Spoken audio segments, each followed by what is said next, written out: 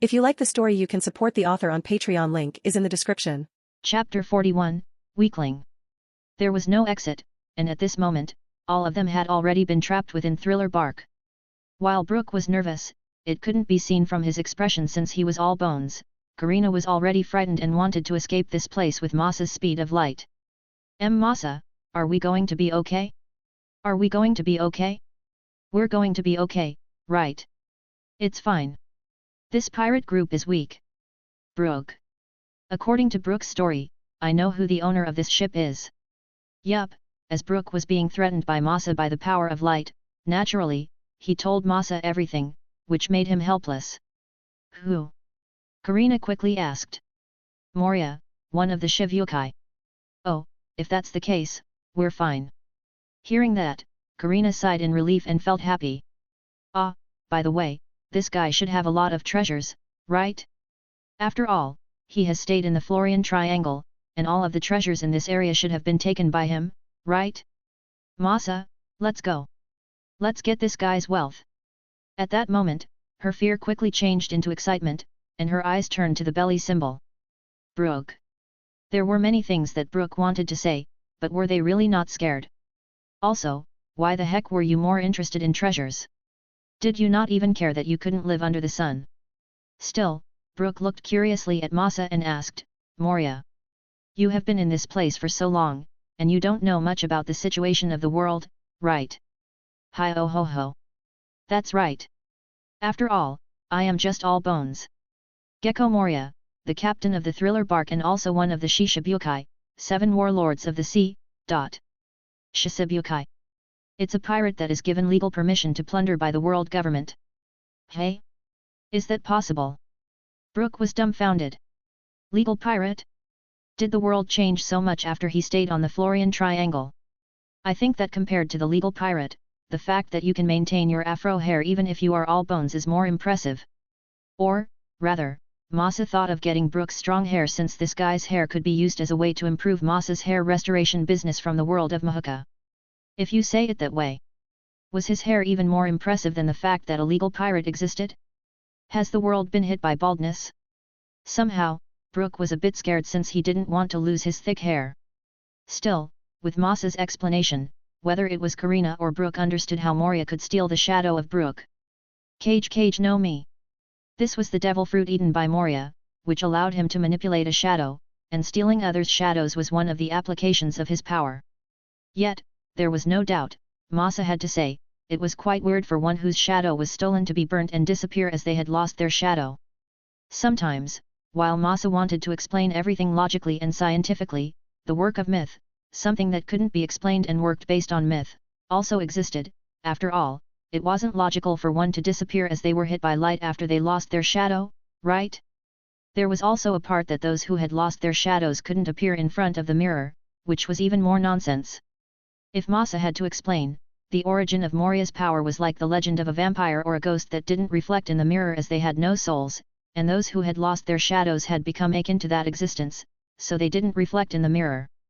However, this explanation didn't hold up because other things in a room that didn't have a soul were still reflected in a mirror. So, while the element of science was sometimes mostly used within the world of One Piece, the element of legend, myth, something that could only be explained through imagination, miracles, metaphysics, and anything else also existed, which made the work of the devil fruit more complex. Or rather, the protagonist of this world, Luffy, used cartoon physics with his Hito no Mi, Nika model. So, Masa, at this moment, wondered whether the power of light in the Pika Pika no Mi could be used in ways similar to those who used light in the legend, such as an angel, an exorcist, and even a god to heal or purge an evil being. Well, due to the Masa of DXD, he was also a devil, so this was quite weird if this was possible, he thought. Now that you mention it. While Masa thought about a fantasy power, his Jake no Mi was in the realm of fantasy power instead of science, so he decided not to bother thinking too much about it. Nevertheless, let's focus on that matter later since he had to defeat Moria first. Still, even if Moria's ability could work in a way science couldn't explain, Masa didn't think he would lose. Let's enter. Oh. While Karina was excited about the treasures on the Thriller Bark, there was no doubt that she was quite nervous, and she was standing behind Masa, clutching his shirt tightly, pressing her lewd body against his. Meanwhile, Brooke stood by Masa's side. No, he walked slightly forward as if he was there to protect Masa and Karina in case something happened. After all, while it was weird as it was their first time to meet, he didn't want Masa and Karina to be hurt, especially with how young they were. The two weren't pirates, they were just a couple who were trapped within this darkest sea during their trip. He might not be a good person as he was a pirate, but even so, he wouldn't ignore the two, especially when he knew the danger before them. Still, this place was all gloomy and dark, or even giving off an image of a haunted. While Karina wanted to enter inside Masa's body, she remained silent since Masa probably wanted to hide his Jake no Me power, and she also felt that it was better to keep this power a secret, considering how sensitive it was for one to be able to wield two devil fruit powers. Masa might be powerful, but it wouldn't hurt to be careful, right?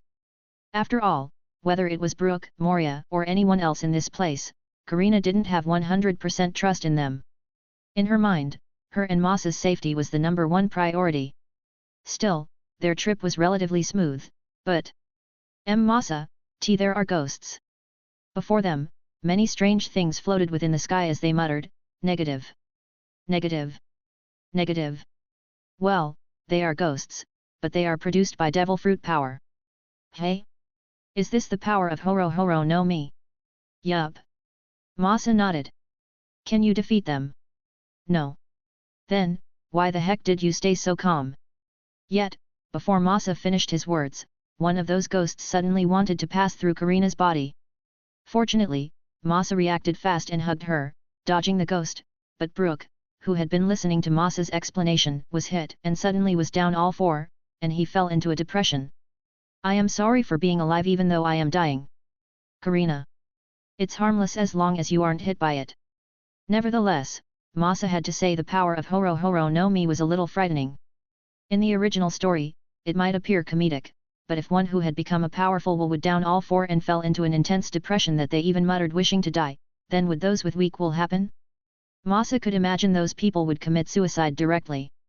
If Perona hadn't been so lazy to develop her devil fruit, there was no doubt that her devil fruit was frightening, and Usopp, who was a bundle of negativity, wouldn't have been able to continue his journey with everyone. Masa, if you know those facts, can you tell me beforehand? Still, the negative effect didn't last long, and soon Brooke quickly recovered, but there was no doubt he was depressed and voiced out his complaint to Masa. Masa only smiled and said, though, Brooke, instead of Moria, I think that you should be careful with the Horo no Me user.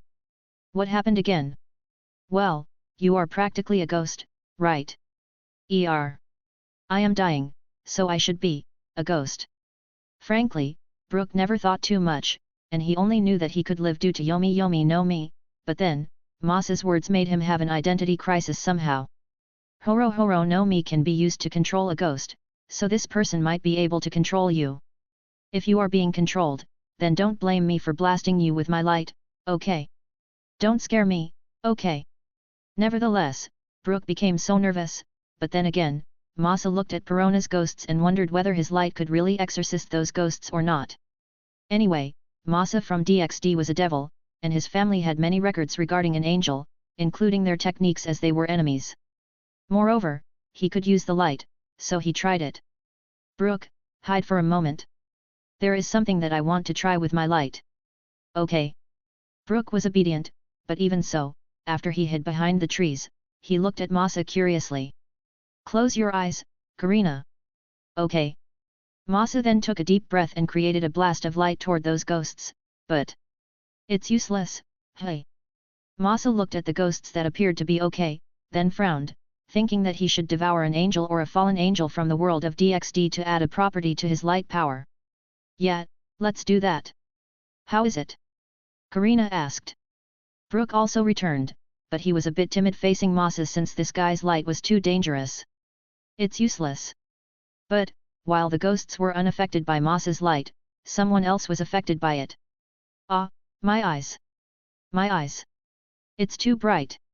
Somehow, in front of them, a figure of an ugly man mixed with an animal, which made him appear strong, appeared. Masa, Karina, and Brooke. Let's beat him up. Okay. 2x. Bang. Bang. Bang. At that moment, Absalom was beaten up, then, his hands were handcuffed by sea-stone handcuffs, which Masa kept inside his body. Karina aside, Masa and Brooke weren't weak, and it was so easy to beat up Absalom, who wasn't that powerful to begin with. Perona. This guy, how did he appear so suddenly? Brooke asked curiously as he relaxedly pulled Absalom with a rope. It should be the power of that legendary devil fruit. That legendary. Brooke widened his eyes even though he didn't have them, but his voice was filled with shock. Don't tell me. Yeah, Suk no mi. Masa nodded, and his tone was solemn. The devil fruit that allows its user to turn invisible. Brooke fell into silence, then looked at Absalom with intense envy. Becoming invisible was probably the dream of every man in the world, but unfortunately, that power was already taken. Only Karina was filled with rage when she heard Masa's words. Damn it! That devil fruit is being wasted on a pervert. As a thief, Suk no mi was her dream fruit, so naturally, she was so angry when Absalom had eaten it. Moreover, even if she was a woman, no, it was because she was a woman that she knew that this bastard must have used this devil fruit for his perverse hobby. Still, their steps quickly stopped when they heard a strange laugh as they entered the graveyard area. Kishishishishi.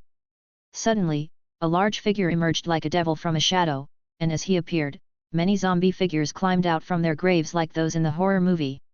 Moreover, among those zombies, many appeared strong and seemingly different from others. Boy, let go of him if you don't want to die now. Moria stared at Masa with a gloomy gaze as he knew that this young man was the leader of this group, but even so, he was angry when he saw Absalom was so beaten up by Masa. If I don't? Masa asked curiously. Kishishishi, just because you eat a logia, it doesn't mean that you are invincible. Let me know the horror of the sea. Masa didn't bother to talk and just shot out a laser beam toward Moria, which pierced his chest. Gah! Moria clutched his bleeding chest in pain, then suddenly heard a voice. Have you ever been kicked at the speed of light, old man?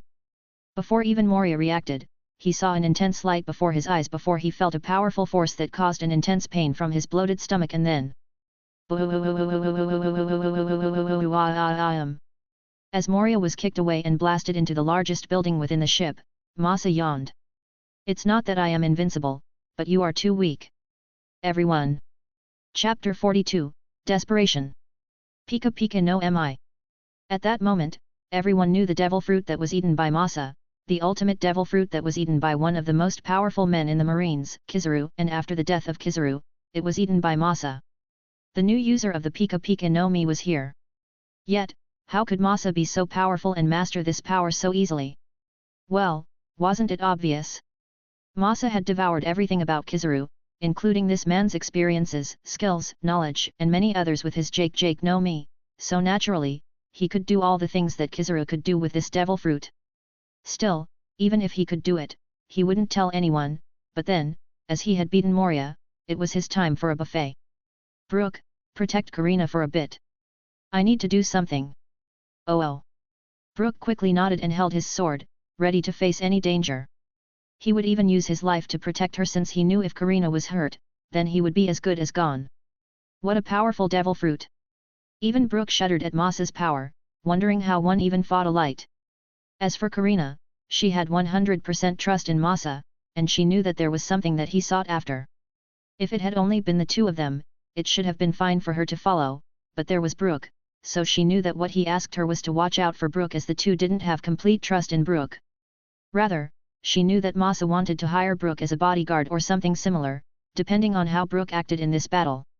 Still, was it really okay to leave her by Brooke's side? Just kidding, Karina, who stayed by Brooke's side, was nothing but a hologram created by Pika Pika no mi. As for the real Karina? Karina was on an adventure on Thriller Bark to steal treasures, like how Masa went on his buffet. Naturally, for safety reasons, she also asked him to use his Pika Pika no mi to refract the light around her, turning her invisible and making her achieve a pseudo Suk no mi. Still, she couldn't help but let out a helpless sigh, thinking that Masa was as smart as ever, right? Somehow, watching him eat his Pika Pika no mi, it felt too wasteful to eat the Suk no mi, especially when she could ask him to turn her invisible. Nevertheless, when Masa was about to leave to search for his target, he pointed his finger toward many groups of zombies. All the zombies quickly noticed the bright light that came from Masa's fingertip. Boom! Boom! Boom! Before they were able to do anything, they were swallowed by explosions. Help! I don't want to die. Ah, I have died already. Moria-sama. Please defeat him. No, my body. As all the zombies were in despair, Brooke asked, Miss Karina, do you think my existence here is necessary? After all, Masa was too strong, right? Still, after destroying many zombies, Masa combined his observation haki and radio wave ability, searching for a figure before turning into a light and directly kicking this figure. The figure was unable to do anything as he could only lay on the wrecked ground, yet even if his arm was separated from his body due to Masa's attack, his grip never let go of the sword. Ryoma. This was the zombie that Masa had been looking after, so after taking away the legendary sword, Shusui, he devoured the body of this dead samurai. While Masa's memory might not be detailed, he knew that this zombie samurai was exceptional, and as expected, he discovered the real identity of this zombie. Shimotsuki Ryoma is a legendary, world-famous samurai hailing from the Shimotsuki family of Wano country, who lived during Wano's country of gold era centuries ago. He was revered for his mastery of swordsmanship, which earned him the title Sword God, as well as his feat of slaying a dragon. As he devoured Ryoma, he held the sword that should be owned by Zoro in the future when the Straw Hat entered the Thriller Bark arc. Shushui.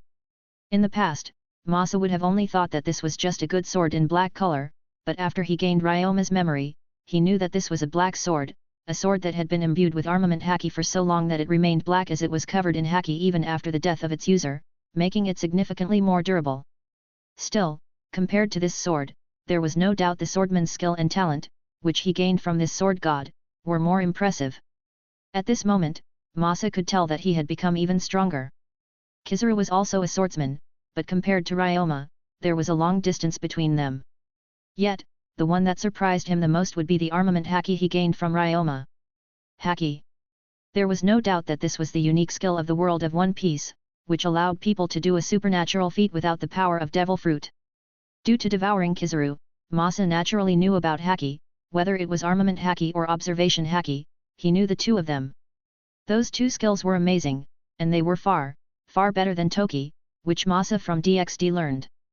Well, Masa couldn't say that Toki was meaningless since it also had many support uses, such as healing, but if it was just for a battle, there was no doubt that haki was several times above Toki. Yet, compared to Kizuru, the armament haki of Ryoma was quite different. Why did he say that? That was because the limit of what Kizuru could do with the advanced skill of armament haki was emitting, which was a skill of haki that allowed him to flow and emit his haki out of his body, allowing him to knock back and attack someone without touching them. However, Ryoma's skill was unique as he could use his haki to cause internal destruction, allowing him to destroy his target from the inside out. Still, Masa had to say, this improvement surprised him, or rather, how long it had been that he had become so powerful. Yet, he wasn't alone, so wouldn't it be unnatural of him to stay weak even after he gained the unique power that allowed him to share and combine with all of Masa? Now, what is left is observation haki. After Masa learned the advanced skill of observation haki, he knew that he could relax. Still, this wasn't the end of his buffet since he also discovered many powerful fighters within this ship.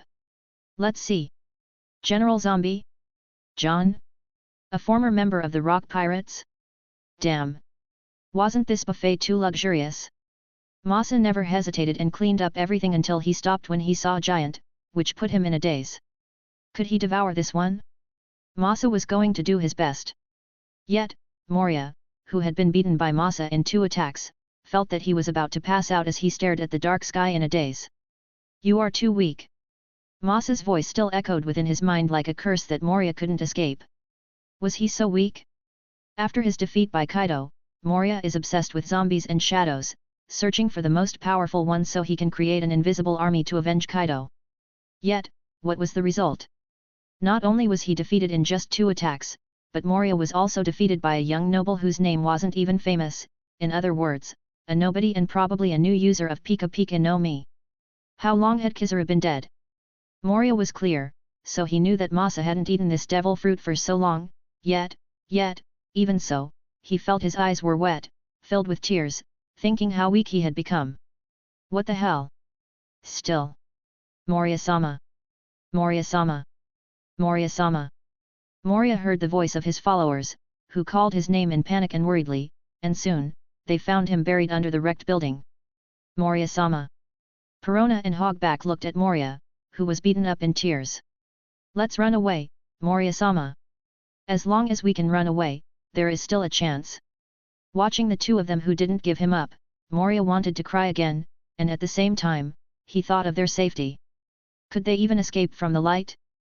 If Masa's mastery over the Pika Pika no Mi was similar to or just slightly below Kizaru, then could they even leave this place without losing their lives? Then, suddenly, the picture of the cruel death of Absalom, Perona and Hogback appeared in his mind, causing Moria to fall into hysteria, causing him to wish for a powerful strength to protect everyone, which led him to the return of the long-lost power that he had lost after his defeat to Kaido returned once again. Masa, who felt something, quickly went to Karina, who had been stealing Moria's treasures. You surprised me. Karina was startled when Masa suddenly appeared, but her expression quickly became solemn. What's wrong? Stand behind me. Hey! Then, suddenly, a powerful aura swept everyone within this island, causing those with weak wills to pass out and those with stronger wills to be filled with fear as their minds were dominated by this intense aura that made them lose in their own fears. Don't get ahead of yourselves, Brayat. Moria returned once again. Chapter 43, The Fastest Sword. Using his haki, Masa quickly protected Karina, but for him, Moria's aura was nothing. Nevertheless, there was no doubt that he was surprised by Moria, who could release such a powerful aura that could impact and dominate the minds of others. Yet, did Moria think that he was the only one who could use this aura of domination? Bang! At that moment, Masa also burst out a powerful aura that caused everyone to pass out directly due to intense fear. Even Brook, who was quite powerful, fell down to an intense fear that came from the impact caused by Masa. Yes, while the armament haki and observation haki needed to be learned, the Supreme King haki was inborn, and naturally, for someone like Masa, who dared to kill a world noble, the noble of this world, an admiral, one of the strongest within the Marines, for a woman, how could he not awaken it? Or, rather, if he didn't awaken it, he would be a dork. Masa might wish to live a peaceful life, but for those who destroyed his peace, even if they were the highest beings, then he wouldn't hesitate to kill all of them. Yet, at this moment, he might not know that the world had chosen him as the candidate for the supreme ruler.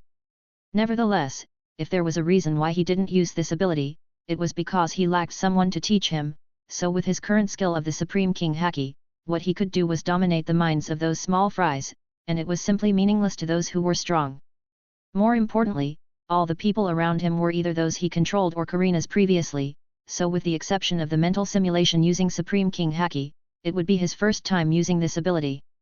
Still, as their auras met each other, the space and the air cracked, yet soon, Moria's aura was suppressed, which caused Masa to chuckle before he stopped his Supreme King haki. I will go first. Win. Karina directly kissed Masa, which made him speechless. What's with that gaze? Shouldn't you feel happy being kissed by a beautiful woman like me? Karina asked with a cute pout. Kissing before a battle will bring a bad omen. Hey? Really? Where did you learn it? Karina looked at him in doubt. Well, whatever, I will go first. Masa shook his head, then turned into a light to move toward Moria. Meanwhile, Karina, who was still in the treasure room, wondered whether kissing before a battle would really bring a bad omen. Nevertheless, as Masa appeared in front of Moria, he smiled and said in a relaxed manner, Oh, you look so powerful now. Shut up, brat. Do you think you can look down on me now? Unlike before, Moria had become stronger, returning to the past, his peak when he fought Kaido in the past, but even so, he knew as he had been down for so long, his body was no longer at a peak, but it wasn't a problem. Yet, at the same time, Moria was even more furious at this young man, who thought that he could beat him so easily. Moreover, that aura. Moria almost exploded, thinking at how Masa looked down on him by stopping his Supreme King haki before it completely overwhelmed him, bringing him down as if Masa had given him the mercy of the strong. I'm going to make you pay for looking down on me. Go on. Masa folded his arms and gave Moria a chance to grow stronger so his fight wouldn't be boring. You are going to make me regret it, right? Then, show me. I will kill you, Brayat. Moria burst his aura once again as he used his cage no Mi to the limit. Shadows Asgard. As his voice fell, a powerful aura once again swept everyone, and at the same time, all the shadows on the zombies disappeared and all moved into Moria's body. Yes, Moria's body absorbed all the shadows and gathered all of them within his body, strengthening his body further towards its peak when he fought Kaido or even more. His desperation, fear, and wish to protect his living comrades brought his strength even further to the limit, something that Moria had never felt before, something that made him above many and even became the king of this world. As he grew stronger, his body also grew larger, so large that it towered toward the sky like an ancient giant that he had kept within his ship. Still, if Moria knew that Masa had devoured that giant, there was no doubt that he would become even stronger due to his anger. Kishishishishi. His voice was so loud that it could make anyone deaf and shook the ground like an earthquake, yet, compared to his voice, his body had become a powerful monster that could destroy everything. You will pay for your arrogance, boy. Do you think that you can do whatever you want just because you are a Logia? This sea isn't so simple. Your arrogance will make you regret it now. Moria raised his hands high, and at the same time, something dark started to clad his fists like black gloves. Oh, you can use a haki. Are you surprised? Don't look down on me. This time I will defeat you. Yet, facing Moria, who was about to smash him with his giant fists that were covered in armament haki, Masa was as calm as ever. His mind was clear, yet instead of using his Pika Pika no Mi, he held the Shushui on his side, holding it in the way of a Batojutsu or sword drawing technique, also known as Iaijutsu. I will get a little serious, then. Blue Beast. This was Masa's nickname from Mahuka, yet he got this nickname because of the new magic that he created, known as Kulam's sword. Yet, Masa needed CAD, casting assistance device, to use this magic, so he couldn't use it. Still, with that magic name, it was clear that Masa from Mahuka was a swordsman. Yes, while the world of Mahuka was the world of magic and science, the magic swordsmen also existed, and Masa was one of them. Moreover, he was also one of the strongest due to being known as the fastest. Yet, even if he couldn't use that magic known as the Kulam sword due to how complicated it was and the need to use CAD, as Masa had devoured the Mink tribe, he gained better control over his bioelectricity and used his other sword technique, which made him known as the fastest swordsman in the world. More importantly, due to the improvement of his physical ability and after devouring Ryoma, his sword technique became even stronger and more refined than before. Unlike in the world of Mahuka, the swordsmen in the world of One Piece had a special existence, using only their physical ability, technique, and will, they could grow into a feared existence that even reached one of the strongest. At the same time, similar to Moria, Masa's sword was covered in a dark color, yet with a slightly crimson color haki. Yes, Masa used his armament haki to increase his attack power further. However, unlike Moria, Masa's sword, arms, and hands were also covered in lightning. As Moria used everything he had, Masa also decided to respect Moria and used everything he had. Let me show you my fastest sword. Charging his sheathed blade with lightning, Masa created a magnetic field around both the blade and sheath, creating an ultra-electromagnetic Batojutsu, the fastest sword technique in the world, and its name was Reikari. As Moria smashed his fists, Masa unleashed his blade. Slash! I lose again. As Moria thought within his heart, an intense light overwhelmed him, and all of a sudden, Masa was already behind him, standing calmly as the sound of his sheathed blade sounded. At that moment, a sonic boom exploded, and everything was cut down. Whether it was Karina, Brooke, or those who remained conscious, they could only open their mouths and eyes wide as they saw the dark fog that covered the Florian Triangle in darkness split into half, causing the light from the outside to enter and basked his presence as Moria was defeated. Chapter 44, 2. As Moria was defeated, all the shadows that he had absorbed quickly returned to their owners. Ah, my shadow! Finally! Finally, I can see the light. Ah, I don't know who you are, but thank you. Thank you. All the people who had lost their shadows and were unable to bask under the gentle and warm lights were filled with happiness as they cried, thanking someone who had saved them. Brooke also slowly stood up and sighed in relief since everything was over. Still, once again, wasn't Masa too powerful? Somehow, if Masa aimed to become a pirate king, Brooke felt like Masa could become one, he thought. Nevertheless, Masa never planned to become a pirate king, a peaceful life was the best, after all, but then again, as he had reached this point, reaching another stage was hard since he had to destroy the system where everyone had gotten used, creating a new order where he could live peacefully. Relying on others had never been the way. Only he, himself, was the only one that he could rely on, and because of that, he knew that he had become stronger and, at the same time, become even faster since sword technique, especially when he had a Pika Pika no Mi. Was electromagnetic faster than light? Still, Masa looked at Moria, who he had defeated, staring at him, wondering what he should do with it. Moria hadn't died even after that attack, but there was no doubt that as long as he made his move, this pirate would die at his hands. Cage no Mi. Frankly, Masa didn't have much of an interest in this devil fruit, but if he said that, he was sure that many would curse him for being stupid, yet it couldn't be helped since a certain character in the story had promoted and showed the potential of using the power of shadow. By using the power of shadows, Masa could have an unlimited number of undying and loyal soldiers that could help him fight. This Cage no Mi was the devil fruit that allowed him to realize that power. Yet, once again, Masa didn't have much of an interest in the power of Cage no Mi. After all, in the end, if he wanted to become stronger by using the power of Cage no Mi, he had to rely on the others, on his soldiers, but on the other hand, his power wasn't that particularly mighty since the power of shadow wouldn't give him much of an improvement, especially in the physical ability unless he absorbed shadows as Moria did, but such an improvement wasn't what he sought since the power couldn't be maintained for a long time. Then, what about speed? Wasn't the speed of the shadow fast? Masa had eaten the Pika Pika no Mi and became a human light. Was the shadow even faster than light? At the same time, the most important point was the Pika Pika no Mi that he had eaten. Shadow was the byproduct of light, and he, who had become the light itself, did he even need the power of a shadow? Instead of Cage no Mi, Masa wanted a power that could help him destroy everything so easily, such as Gura Gura no Mi, Yami no Mi, or Goro Goro no Mi. If one of his attacks was enough to destroy everything, was there even a need for him to rely on the power of shadow soldiers? Yes, instead of being a king who led many to fight, Masa wanted to become a god who could destroy or create anything he wished to be. So, while it was a shame, he decided to do an experiment on Moria by using the power of Jake no Mi. Previously, he had said to Karina that instead of devouring Kizaru, he would put this admiral into his body, then let the Pika Pika no Mi reincarnate within his body, yet in practice, he had never done it as he directly devoured both Mokvice and Kizaru into his body directly instead of doing such a complicated method. So why didn't he do so?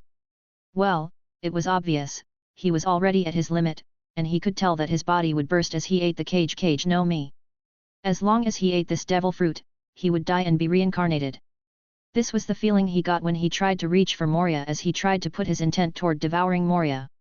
Previously, Masa might have said that he did not have an interest in Moria's devil fruit, but if he could eat more, then it would be good, right?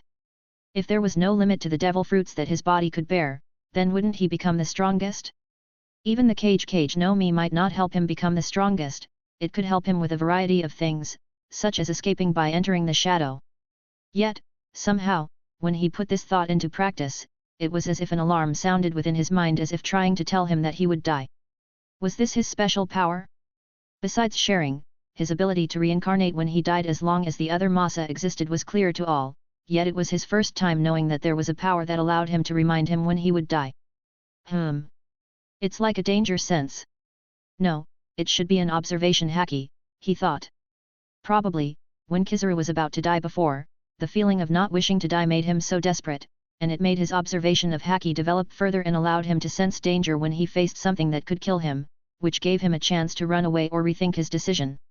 If I can develop the devil fruit's power as I wish, then should it be possible to develop haki as I wish to? As long as it was a reasonable development, Masa felt that it was possible. Somehow, he felt that he was going to be busy, yet when he thought he would become even more powerful, it excited him as nothing could be happier than to know that he would become powerful. Still, it disappointed him to know that his limit was just 3 devil fruits, and if he wanted to eat more, he could only either wait for the next Masa or implement his plan to do deep research on the body of Blackbeard. Yet, as Masa was about to put his research into practice. Please don't kill, Moria-sama. I beg you. I will do anything. Please. In front of him, suddenly, a cute young woman with pink hair, which she tied in a childish pigtail hairstyle, begged him desperately with tears and snots. Masa fell into silence as he watched one of the heroines in One Piece, Perona. Unlike the many women he had seen in this world, he had to say, Perona's appearance was one of a kind, especially her eyes, which were round and big with a unique eyeliner that gave asymmetrical eyelashes under her eyes. If someone saw her for the first time, they would feel weird, even if she was quite cute, especially due to her sense of fashion that made her appear different from others. Yet, even so, this wasn't such a bad fashion, especially when her long, slender white legs were visible from her short skirt. Still, compared to this style, Masa couldn't help but imagine Perona 2 years later when she appeared in a Gothic-style dress and let her hair flow behind with many spiral braids. Yet, somehow, Masa had to say Perona's snot and tears ruined her appearance. However, every heroine in One Piece had their own comedic face, so he didn't feel surprised. Still, this was a shame, he thought. Nevertheless, as he stared at Perona, Karina, who all of a sudden appeared, said, Masa, don't kill her. Let me handle this. Hey! Masa couldn't help but look at Karina strangely. Why? I think that she is good. Anyway, let me handle this, okay? Don't you have something that you want to do? If they really try to kill me, then you can kill them directly with a powerful light, right? Perona. Okay, then. Masa wasn't sure what Karina planned to do, considering the beginning of their relationship, he felt that he owed her, especially after she stayed, waiting for him, knowing all the dangers before them. By the way, where is Hogback? Ah, he is over there. Perona couldn't care about Hogback, the perverted doctor who was obsessed with a corpse, but Moria was different since Moria was like a father to her. Hearing the answer, Masa left immediately, but Perona couldn't help but look at Karina with a grateful expression since she knew that if Karina didn't say anything to Masa, then she knew that she would die. Masa was cruel, Perona thought, especially when she thought of his emotionless expression when he looked at her. His eyes were as if looking at a specimen, which annoyed her since shouldn't he show mercy to a cute woman like her. At the same time, Perona felt a little jealous when she looked at Karina. After all, she felt that she was quite better than Karina, yet somehow, Karina could get someone as handsome and powerful as Masa, which made her wonder what was so special about Karina. Aren't I cuter? Still, Perona didn't show it on her face since she knew that she was under Karina's mercy. On the other hand, Karina also looked at Perona in doubt for a moment, then looked at her with a gentle smile. By the way, what's your name? Perona. Perona wasn't sure, but she could tell that Karina was a bad woman. Perona? What a cute name. Karina nodded as she maintained her gentle smile. By the way, do you want to die or keep your life and your important people? Of course, I want to live and keep everyone's life. Perona only cared about Moria, but she knew that Moria cared about the lives of his crew as well, so if possible, she thought to save the lives of Hogback and Absalom, too. Then, listen to me. As Karina whispered something, Perona's cute face turned bright red, but she had no choice but to do it. Only from her expression, it was clear that Perona didn't hate the idea at all. Dash. By the way, Masa of DXD is going to appear soon. Be prepared. Chapter 45, Wonderful World. When Karina and Perona were discussing something, Masa found Hogback and made him pass out directly. This guy might be unique if he was being polite. If he was being rude, then Masa would say Hogback was simply a hideous man with a perverted hobby, yet he couldn't deny Hogback's skill, especially when Hogback was known as a world-renowned genius surgeon. If Masa had to exaggerate Hogback's medical expertise, it would be like a humanized version of Op Op no Mi, one of the most special devil fruits in One Piece, as it was one of the ways for people to achieve immortality. By consuming the Op Op no Mi, Trafalgar D. Law became the best doctor in the world, and he could modify anything he wished to be in the space created by this devil fruit. Yet, Hogback didn't need this devil fruit to do what Law did, and that fact was Absalom, who was a human, yet could gain the power of the beast from the skin of an elephant, the jaws of a lion, and muscles that are a mixture of a bear's and a gorilla's, giving him superhuman strength. Yes, the Op Op no Mi might be able to simplify the surgical process, and easily accomplish what Hogback did to Absalom, like what Law did to Monet, giving her body bird-like features as a harpy in the myth. However, in reality, this process was difficult since human and animal bodies were different. Whether it was the flesh, bones, nerves, senses, and many others, just a single mistake could cause a rejection that could cause one to become disabled or dead. Yet, Absalom lived well and even had superhuman strength, which showed how amazing Hogback's medical expertise was, especially in the world of One Piece, which was similar to the 17th century. So, there was no doubt that Masa was interested in Hogback, but he didn't intend to devour Hogback since he had to say, this process was quite disgusting, and while Hogback was amazing, it wasn't to the point that he was so desperate that he wanted to devour him. Instead, he tried to use his new ability, which he named Archive. Previously, Masa could use the power of Jake no Mi to gain all the information he needed with the string of his jacket akin to a string telephone, Chapter 8, but this time, with the power of Pika no Mi, the process could be faster as he used the power of light to connect himself with Hogback's brain like an optical network. It might not be easy to understand, but in simple terms, it was like the internet. Masa was the computer, and Hogback was the website that he accessed, and from that website, he could download any information he wished. Yes, with this ability, he could get any information he wished to be from anyone with a faster speed.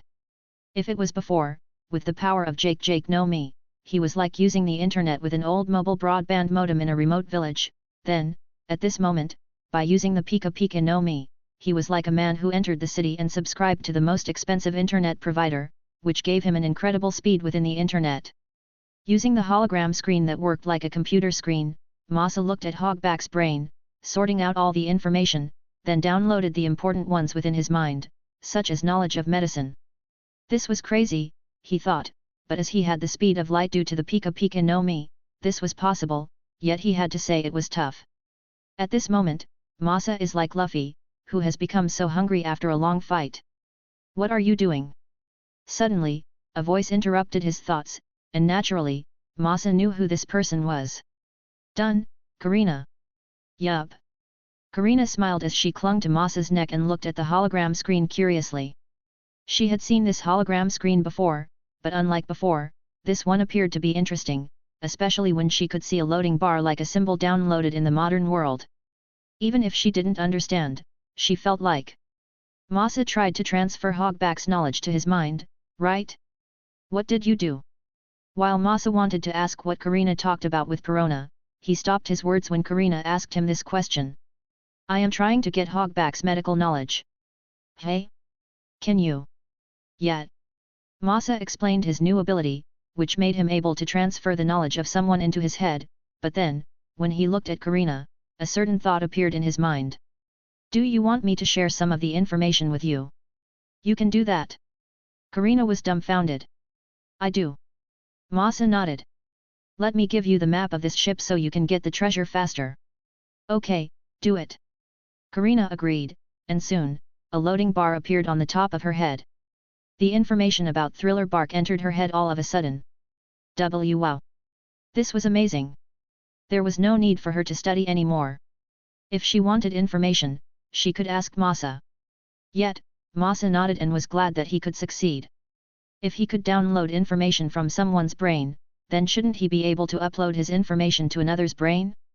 This thought made him develop the ability to upload the information within his mind to others, which was amazing, he thought.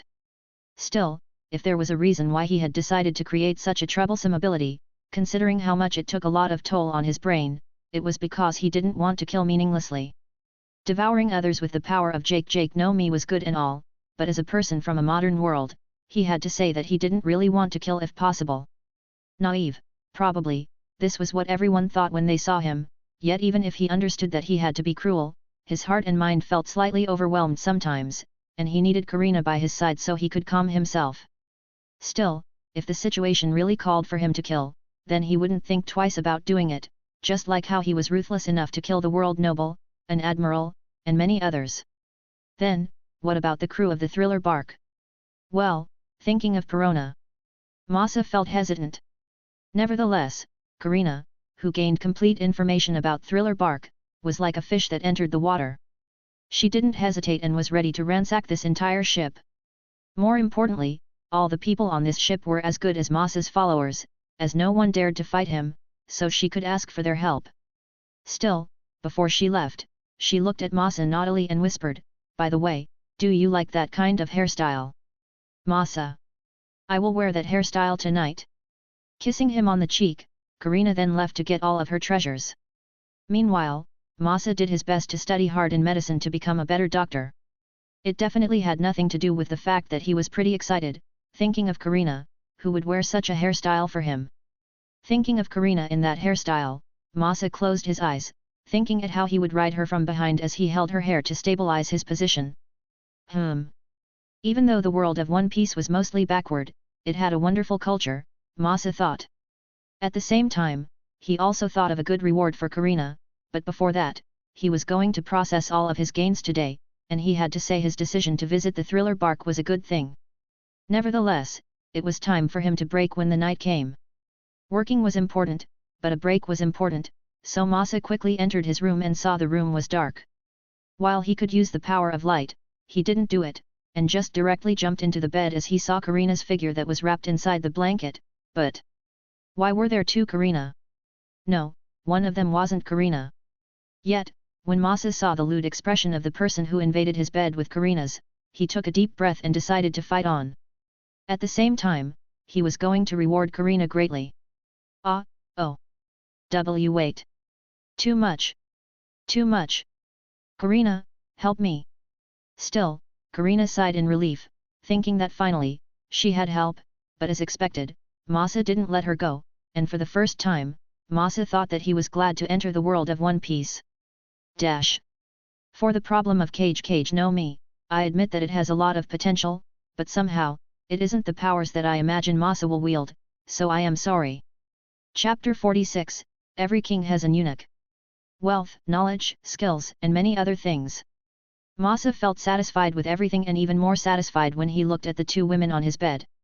Karina slept soundly like a sleeping princess, but Perona slept in an ugly manner and even drooled on his pillow as she muttered in her sleep with a strange expression, "Beast, large snake, but it's kind of cute." Masa decided to ignore Perona and went to take a bath, ready to start the new day. Thriller bark was over, and his destination was Water 7. Naturally, on this trip, he believed that he could gain many things. Nevertheless, it didn't mean that everything was over in the thriller back since there was something that he had to solve first. Hi-oh-ho-ho, did you have a good sleep last night, Masa? When Masa entered the kitchen, Brooke, who was enjoying a morning tea, greeted him enthusiastically, but his words contained some hidden meanings. Yup. How lucky. Masa didn't say anything, but he also knew that Brooke's trouble was clear. This guy was all bones, and Brooke had lost all of his flesh, including that part. If there was something that Brooke could be grateful for, it was the fact that Brooke still had his hair, but then, what made Masa curious was how this guy could still poop even if Brooke was all bones. This was the mystery of the world, he thought. Frankly, there were many things that couldn't be explained in the world of One Piece, and even his achievability was so magical that it could barely be explained with logic. Nevertheless, Masa looked at Brooke and asked, "What do you plan after this?" Brooke hesitated for a moment as he looked at Masa, even though he had no eyes. Frankly, at that moment, he was in a dilemma since he had to admit that it was comfortable to stay with Masa, but then, his past identity made him feel quite inferior. Pirates. Unlike Luffy, who became a pirate to have an adventure, while as a pirate, Brooke wasn't cruel and still had humanity within him that he didn't attack the weak, he knew his past wasn't that good either. Masa wasn't such a good guy either, yet even so, Brooke felt that this young man was blinding as he knew that Masa had something to achieve, and this something must be interesting. Brooke wished to follow, but inwardly, was it even okay for him? As for women? Well, he was satisfied that he could tease the maids around as they looked at him like trash. It was a strange feeling, but he had to say it was nice. Brooke felt like he had awoken something. As for Karina and Perona, Brooke wasn't an idiot, and he knew what he could and couldn't do. Well, he didn't have a tool, so all he could do was just tease, which made him somehow become depressed and cry. What's wrong? And nothing. Brooke might not have eyes, but he can cry. Still, he thought of Masa's problem quietly, thinking what he would do after this. He had lost all of his comrades, alone on this dark sea for so long, and to be honest, he wasn't sure what to do. If there was something or someone that he wanted to meet, it would be Laboon, the child whale who followed him and his crew at that time. Yet, as so much time had passed, was Laboon still alive? Brooke didn't know, and because of that, he didn't know what to do, especially when he was all alone in this world. "Do you want to follow me?" Brooke looked at Masa in a daze and asked in disbelief. "See, can I? Yeah, come with me." Masa felt like it would be terrible if there was no fighter among them. Karina and Perona, those two women, he didn't count them to fight, especially when he also knew their desire to fight was almost zero. Karina aside, while Perona had a good devil fruit, this woman didn't have much of an interest in working hard to train, so Masa also didn't intend to expect her, and it was just enough for her to help him to calm his stress whenever he needed her, especially when he had to say, it was quite fun to hold her pigtails. Moreover, those long legs. Masa felt like he wouldn't get bored no matter how long it was to hold those long, slender legs. "Moria, you have a good daughter." Moria. Nevertheless, Masa also knew that it was necessary to have a good follower, and Brooke was a good candidate. This guy was loyal even if this guy was a bit perverted, but then again, were there any men that weren't a pervert? More importantly, even if Brooke wanted to, this guy didn't have that part on his body, so, well, what could he do, then? Still, precautions also needed to be taken since everyone was a man, and all men had a nature that couldn't be suppressed. Even King Arthur, who was loved by many, was betrayed by his closest knight, Lancelot. However, for Masa, who could control anyone as he wished to, there was no need to fear. Lastly, and more importantly, Brooke didn't have that part, okay? In other words, this guy was an eunuch. Like the king or emperor in the Middle East or China, each of them had eunuchs by their side. Masa thought that he could do the same. "But I am a pirate." Brooke felt that he wasn't worthy to follow Masa. "You are all bones, who can tell that you are one anyway? But if someone knows, then I will bring you trouble. I don't lack money. I can redeem your bounty and turn you into an innocent." Masa looked at Brooke and said, "Don't underestimate the power of money." For someone like Brooke, who cared about his comrades dearly, Masa felt that there was no need to hesitate to bring him into his group. Moreover, Masa also wanted to learn more about Brooke's devil fruit as the power that made people able to live once again was rare, and it would be amazing if he could duplicate Brooke's devil fruit. As for Luffy, sorry, Masa didn't care. "You really are?" Brooke looked at Masa with a helpless gaze, but then he stood up and kneeled in front of Masa. "I will do my best to serve you. Don't be so exaggerated, but I am glad to have you, Brooke." With that, Masa had Brooke, then what about Moria and his group? Just kidding, Masa didn't care about them except for Perona, and he also didn't plan to make a lot of crews within his ship since his power was enough. Nevertheless, it might be a great idea to make them an affiliate group that could help him take care of the small fries that annoyed him, since if he handled everything on his own, it would be too troublesome, right? Still, he was going to be busy, but he didn't hate this busyness, he thought. At the same time, he couldn't help but remind Masa from DXD to devour the holy properties so their light power could become even stronger. Chapter 47, Precious. "Moria-sama, thank you for your care till now." Perona's eyes were filled with tears as she looked at Moria. "I will leave now."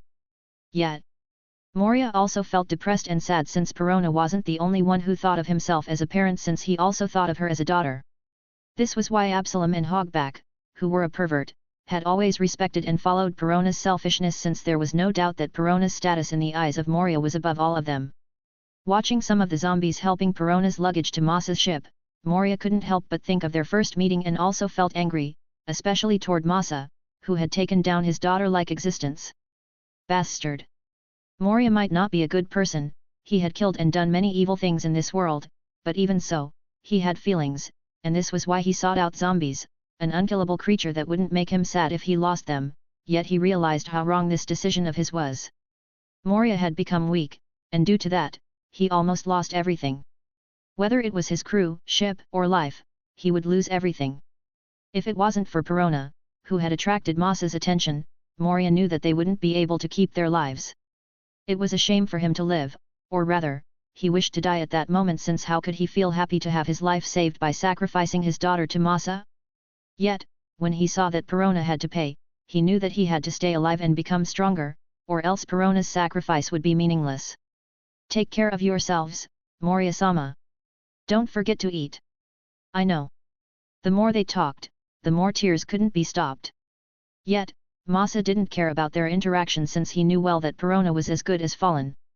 Instead of someone who had taken care of her from childhood, she chose him, a man who was almost killed by her father-like existence, and someone who she had just met lately. If there was something special between them, it was the fact that he was the one who took her virginity. Why is it like a hentai plot? Masa felt conflicted, but when he was fishing lazily on the side of the pier of his ship, someone suddenly lay on his lap. He lowered his head and looked at Karina, who used his lap as a pillow lazily like a cat. As she noticed his gaze, Karina looked at him meaningfully and asked, "Happy?" "Yup." Masa put one of his hands on Karina's head and softly caressed her. "Thanks." "No problem." Karina let out a helpless sigh and said, "I will die if no one helps me after all." If she was strong, then she might have been able to handle Masa alone and wouldn't have shared him with anyone, but she was weak, okay? Her body would be wrecked sooner or later, so she pulled Perona with her, as she could see Masa's interest in Perona. Frankly, during their stay on the ship, Karina often tried to make the maids seduce Masa so she could have someone to help her, but unexpectedly, he didn't show much interest in those maids. Instead, he was more interested in Perona, who appeared quite unique. It seems his taste is quite special. Or did he only choose a special woman? Karina might be weak, but even so, she had many talents, after all. Perona's appearance might be unique, but she had eaten a devil fruit. So, even if Masa was quite a pervert, he was quite choosy, Karina thought. Still, feeling his hand that held her hand gently, she smiled, thinking that it was good to be like this, but she had to say, it felt a bit strange when she could share him with others. After all, there was no doubt Masa was her most precious treasure. It feels weird. What's so weird? Karina looked at Masa curiously. Do you remember our first meeting? How could I not? You wanted to kill me, after all.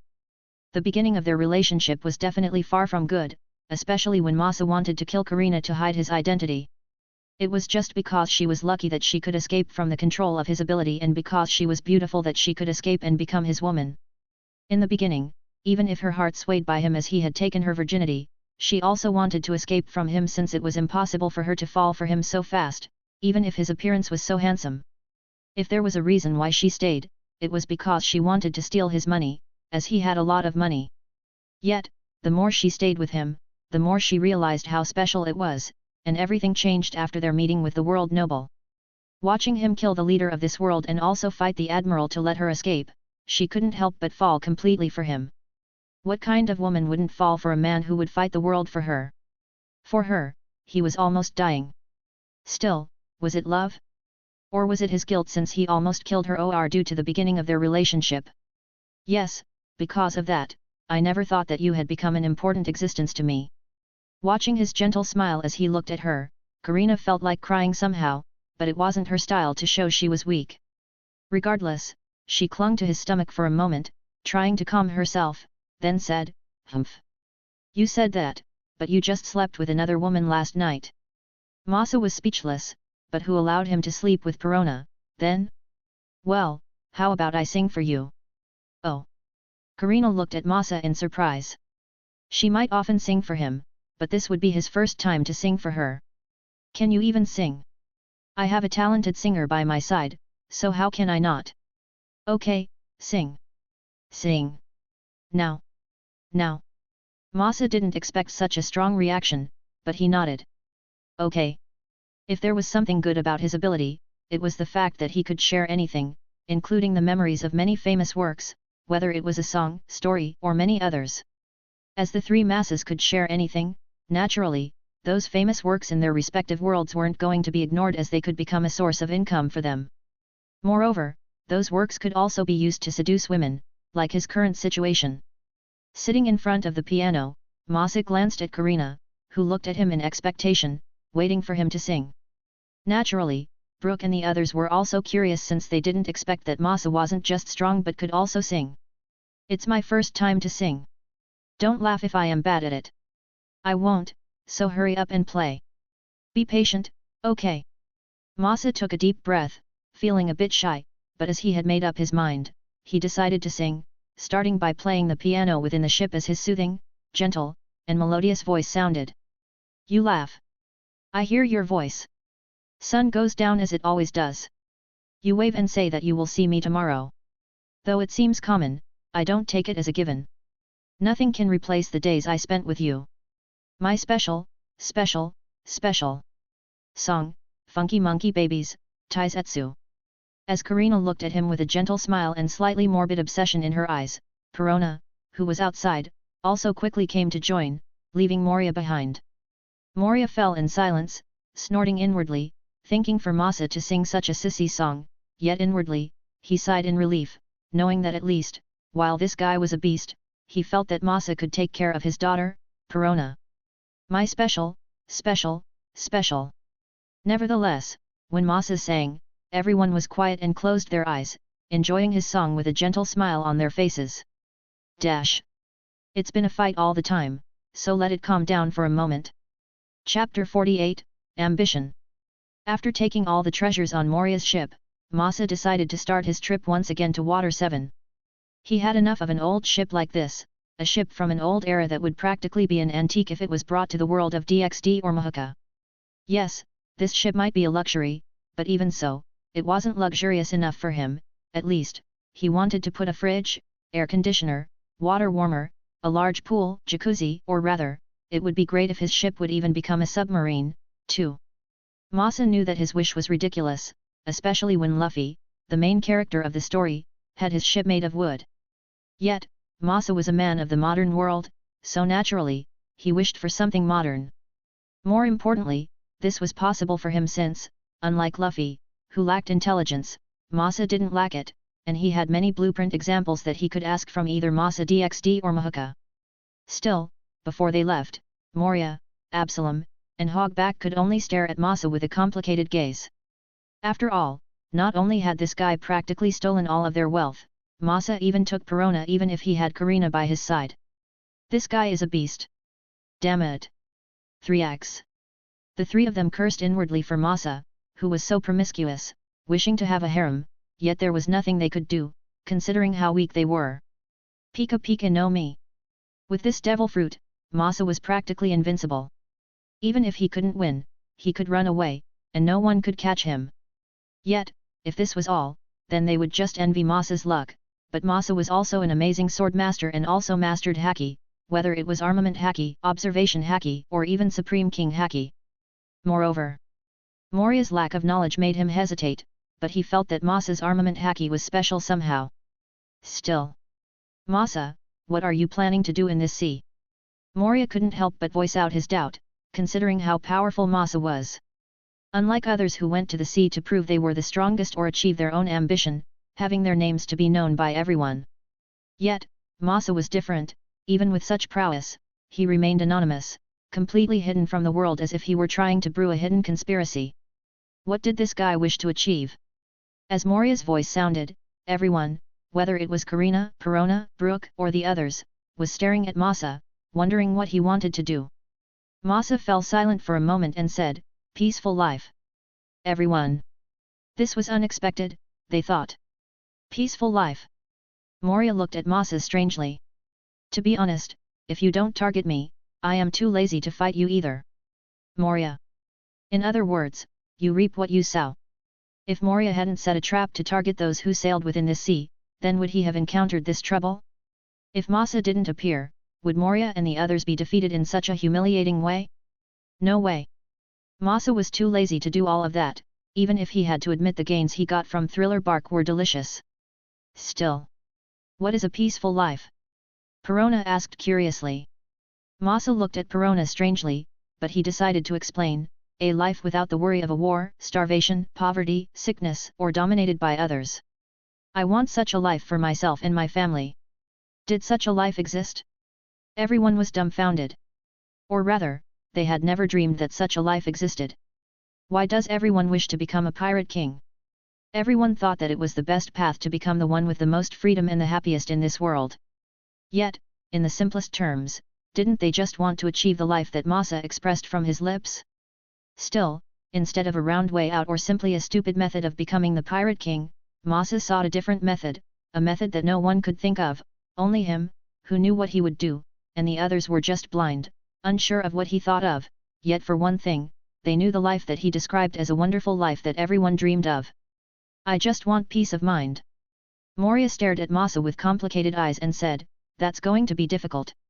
Is it more than your dream to be a pirate king? Yet. Moria wanted to say that, but if he said that, he would deny his dream. However, the truth was before his mind. After all, he knew even if he became the pirate king, he couldn't escape the Marines and the world government. Or, rather, why did he become the Shishibukai? Wasn't it because he didn't want to be troubled by the Marines and the world government? Wasn't it just the fastest way for him to live a peaceful life? By relying on the world government, Moria achieved the life that Masa dreamed of, yet he could tell that Masa planned something that he didn't know, but for one thing, he wanted to see that Masa could achieve that dream of his, that land of dream that could only be achieved when one was sleeping or dying. I will leave first. Masa didn't bother with Moria anymore, but he knew that Moria's existence was like Perona's father, so he said, "Get stronger. You don't need to remind me of that, brat." It was humiliating, Moria thought, but he knew that he had to become stronger. Still. Take care of Perona. Perona wanted to cry again when she heard Moria's words. You don't need to remind me of that. After that, there was no need to say anything anymore. The two of them would be living in two different worlds. While Moria hadn't given up his obsession to become the Pirate King, Masa only wanted a peaceful life, so the two of them were simply in a contradiction. Yet, there was no doubt that Moria knew that Perona would be living well with Masa, especially when he could see how close Perona was to Masa.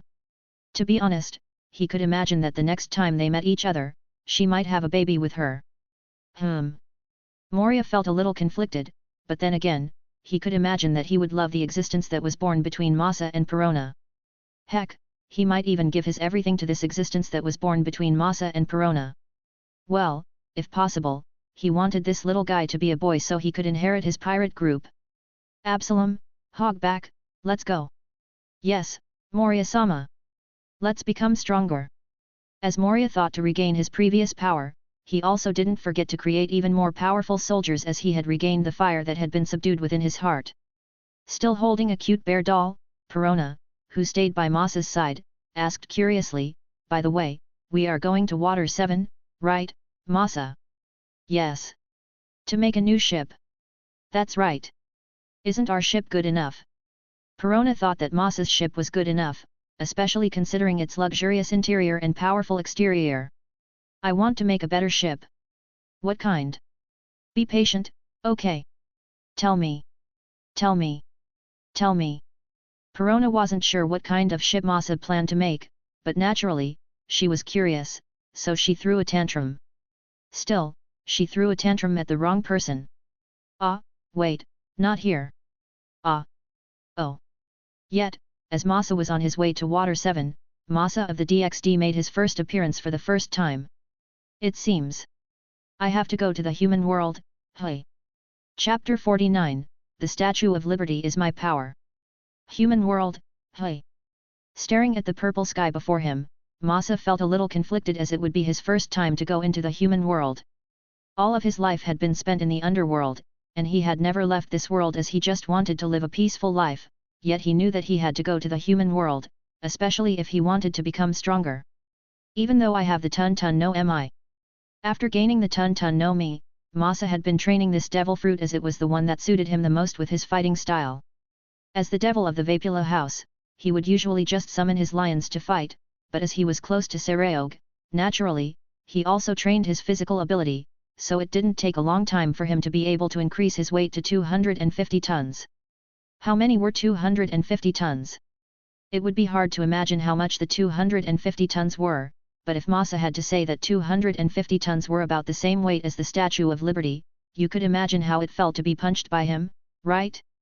Having the Statue of Liberty smashed into you, that's how it would feel to be punched by him.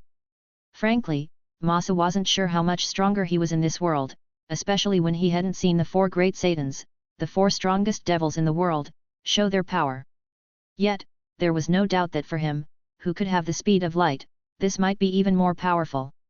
Still, even so, he wasn't going to be so ignorant as to think that he was the strongest, especially when many of the mythical beings in this world could destroy the world, and the power of the two statues of liberty wasn't enough. Moreover, he had heard that Sertsk Lucifer, the leader of all the devils, had a power of destruction, a power that was able to destroy anything that touched it. Frankly, the power of destruction didn't originate from the house of Gremory, the family where Sertsk originated. Instead, it came from the house of Baal, the great king of all the devils, which was the leader of the opposite faction of the four great Satans, which was led by Surtsk. The two often clashed, and neither appeared to wish to back down. Though it was normal for them to have such a relationship, considering their view on politics was different. If the Great King faction was a conservative who didn't wish to change and maintain the stability of the devil, then the four great Satans was a progressive who wished to change and bring great change to all the devil. Which one was better? No one, Masa thought. If Masa had to say, the two had to combine if they wanted to become better. If a devil wanted to become better, they had to throw away all their bad habits, yet not blindly develop, as a change wouldn't just bring goodness. Nevertheless, everything had nothing to do with Masa, as he just wanted to become stronger, and frankly, his family was within the Great King faction as a conservative brought greater benefits to a noble family like him. Still, considering his current needs, he knew that he had to talk with someone from the Four Satans faction since he wanted to go to the human world. Devour an angel or a fallen angel?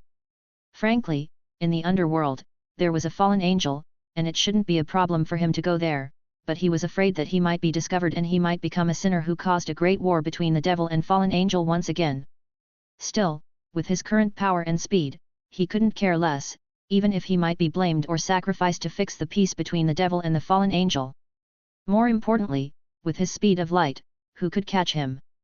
However, he had many family and subjects within his territory, and he didn't want them to be sacrificed for his selfishness to become stronger, so his only way to devour the fallen angel so he could gain holy property within his light ability was to go to the human world and devour an evil fallen angel.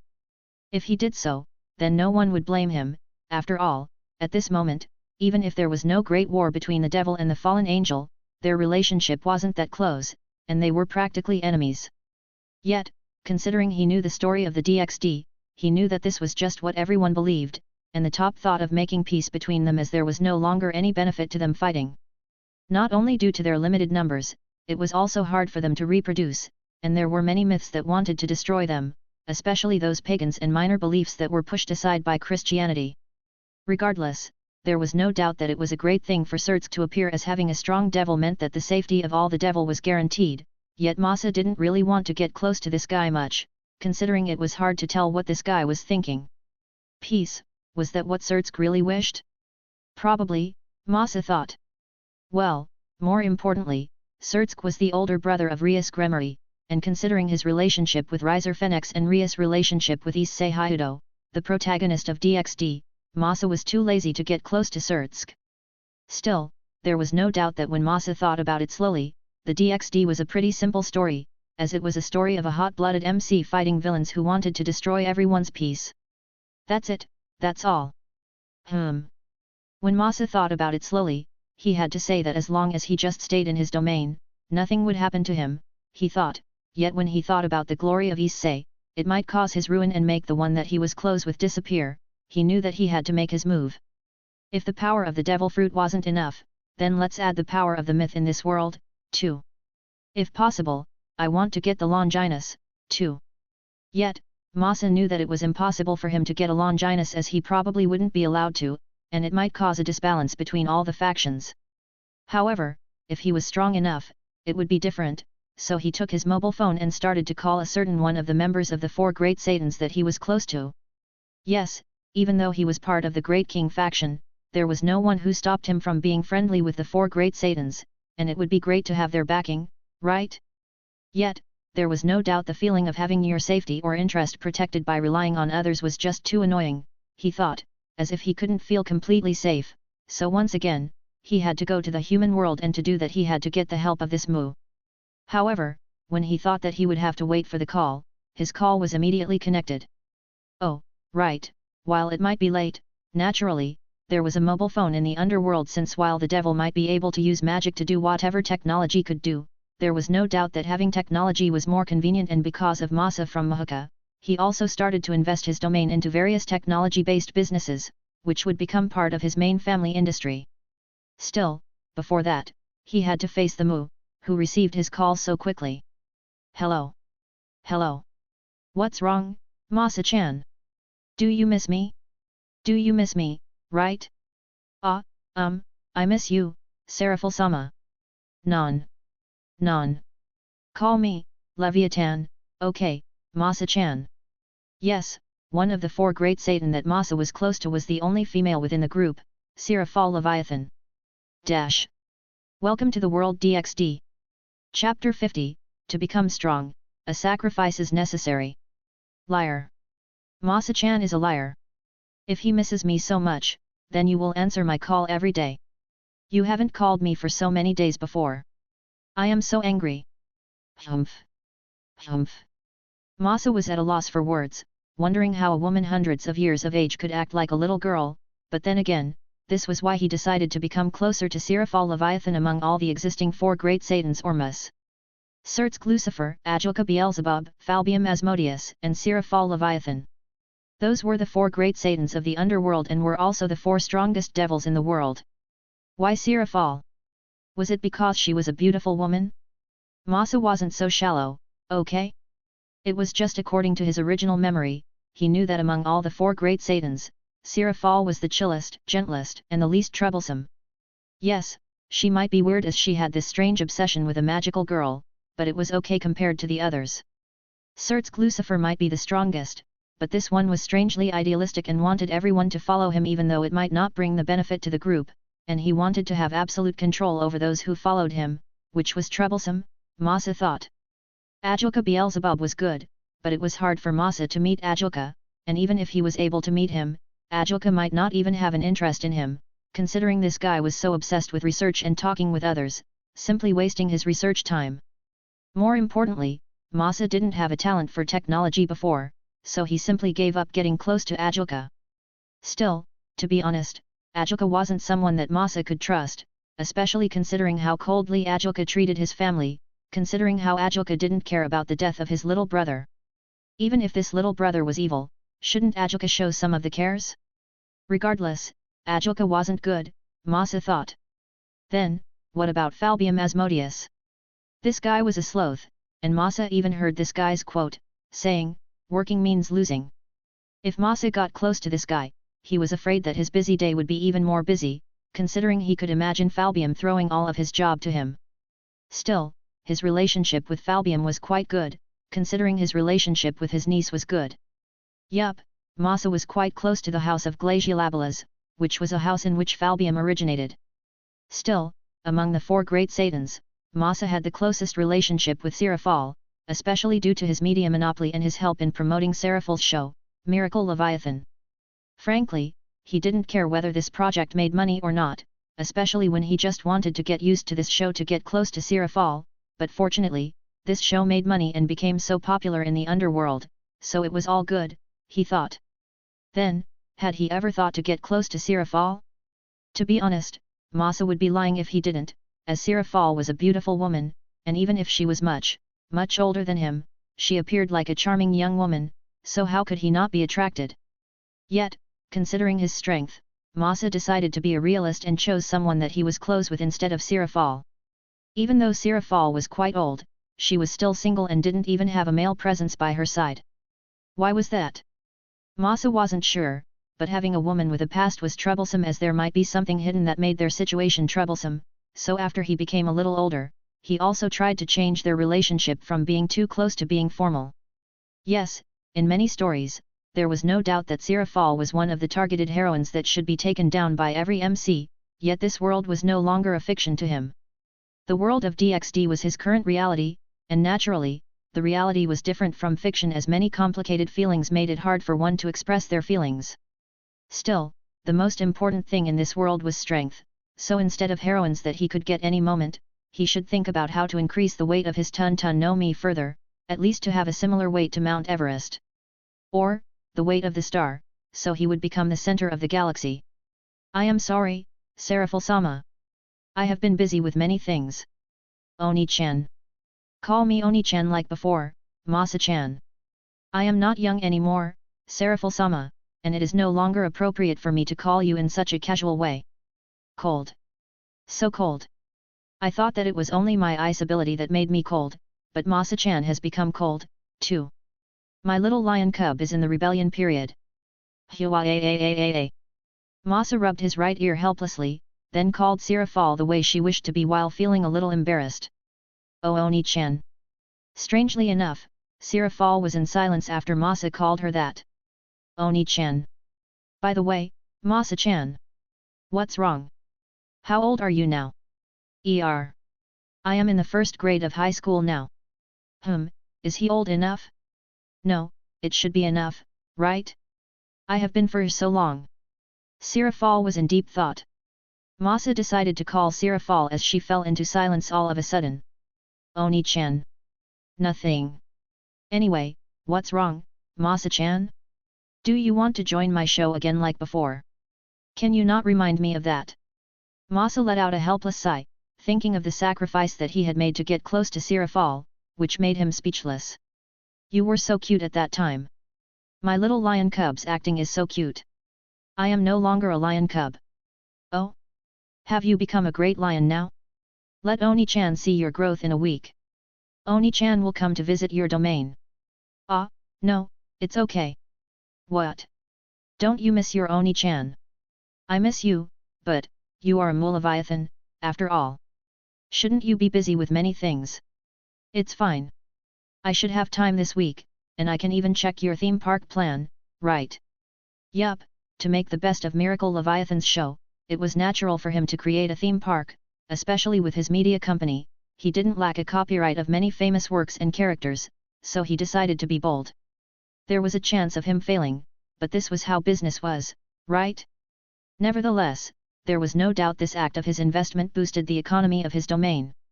Still, if this plan was successful, then there was no doubt the House of Satrai would be the next one, as it was the house that Sirafal originated from.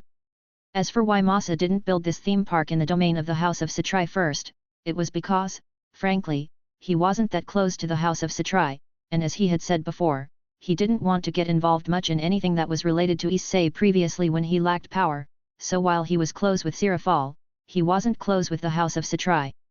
Moreover, as he had said before, no one was sure whether this plan could succeed, and the investment was relatively huge, so everyone waited to see whether this plan could succeed or not. Nevertheless, this wasn't the reason why he called Sirafal, since there was a reason why he called her, even if he usually called her to ask about her condition and many other things. Okay, then I will prepare your favorite snacks. I can't wait. By the way, Oni-chan, can I make a request? Is it a pervy request? Masa-chan has really grown up, hey. Could he? Still, Masa wasn't sure whether this woman was joking or not, so he thought to wait until they met. Can I have permission to go to the human world? What? Can I have permission to go to the human world? Hey. Masa-chan wants to go to the human world. Chapter 51, Complex. Hey? Really? You want to go to the human world, Masa-chan? Yet. Masa nodded and asked, can I? Sure, why not? But it's your first time there, after all. Are you going to be alright? The underworld and the human world are different, you know. While some devils entered the human world, it didn't mean that they were comfortable staying in the human world. The human world and the underworld were different, after all, and for a devil, it was more comfortable to stay in the underworld. Due to the influence of many religions, many devils would find it uncomfortable to stay in the human world, as anything that was related to light and holy were the weakness of the devil, who was a creature of darkness.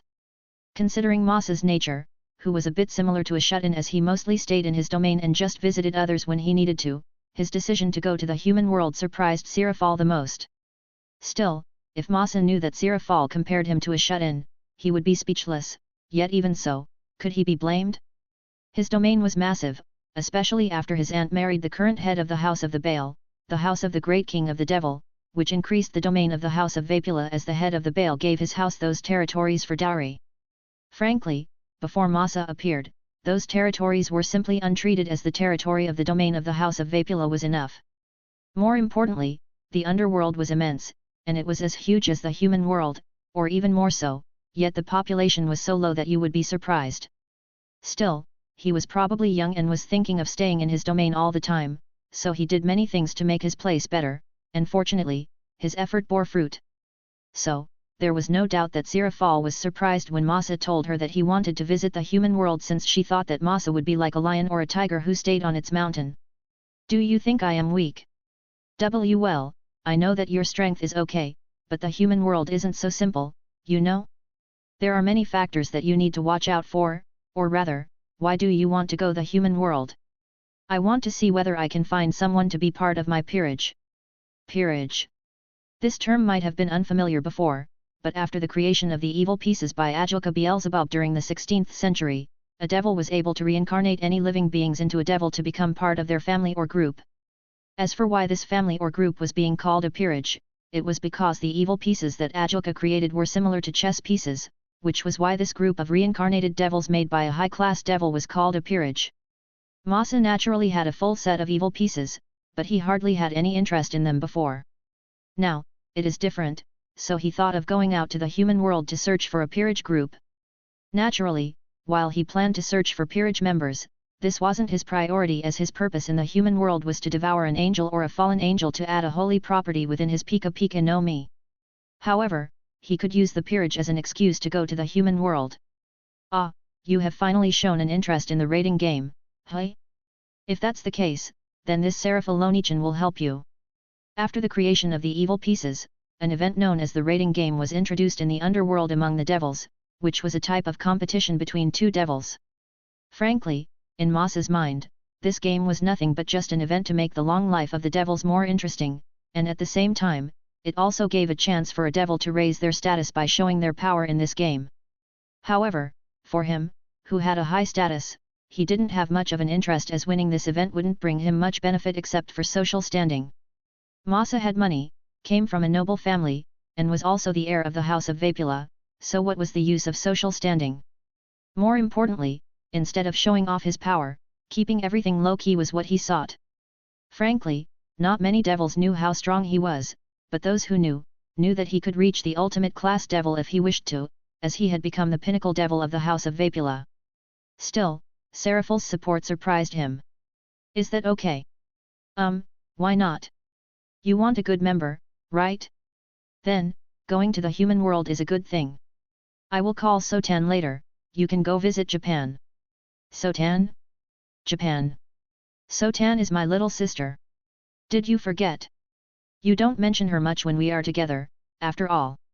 Now that you mention it, I hardly talk about Sotan with you, Masa-chan, but don't fall for her, okay? She is off-limit, okay? I know.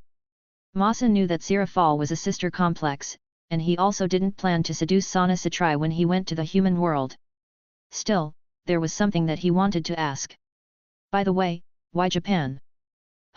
It's hard to answer if you ask that way, but strangely enough, many unique individuals come from this country, and they are so loyal if you can get them. Japan was a unique country as it was probably the only country that had a life employment system, so the moment one joined a company, they wouldn't be laid off and could continue their job till their pension without worry. In other words, as long as one was working in this country, it would mean stability, and this also led to many being loyal to the place where they worked.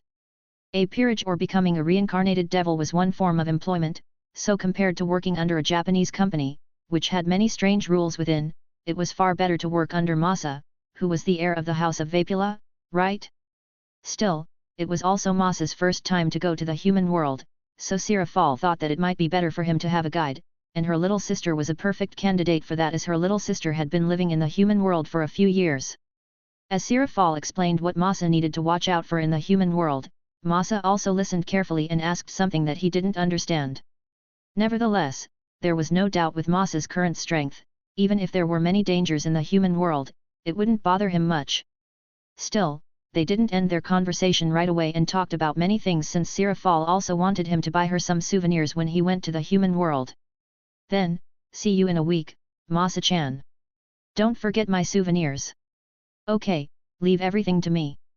Miwa. Miwa. Miwa. See you. Ah, see you. Where is my kiss, Masa-chan? Ah, the signal is bad. I am sorry, Oni-chan. It was impossible for him to give such a shameful kiss, so he quickly ended the call with an awkward excuse before he looked at his phone with a complicated expression. Letting out a helpless sigh, he wondered what he should do. Nevertheless, Seraphal didn't get angry at Masa's action and just thought that he was shy as he was no longer a little cub, which made her smile. Still, she didn't forget about his request and quickly called her little sister. As expected, the moment she made a call, her little sister quickly answered her. Hello. Ah, Sotan? How are you? Oni-chan misses you so much. Miwa. Miwa. I will close the phone. Wait.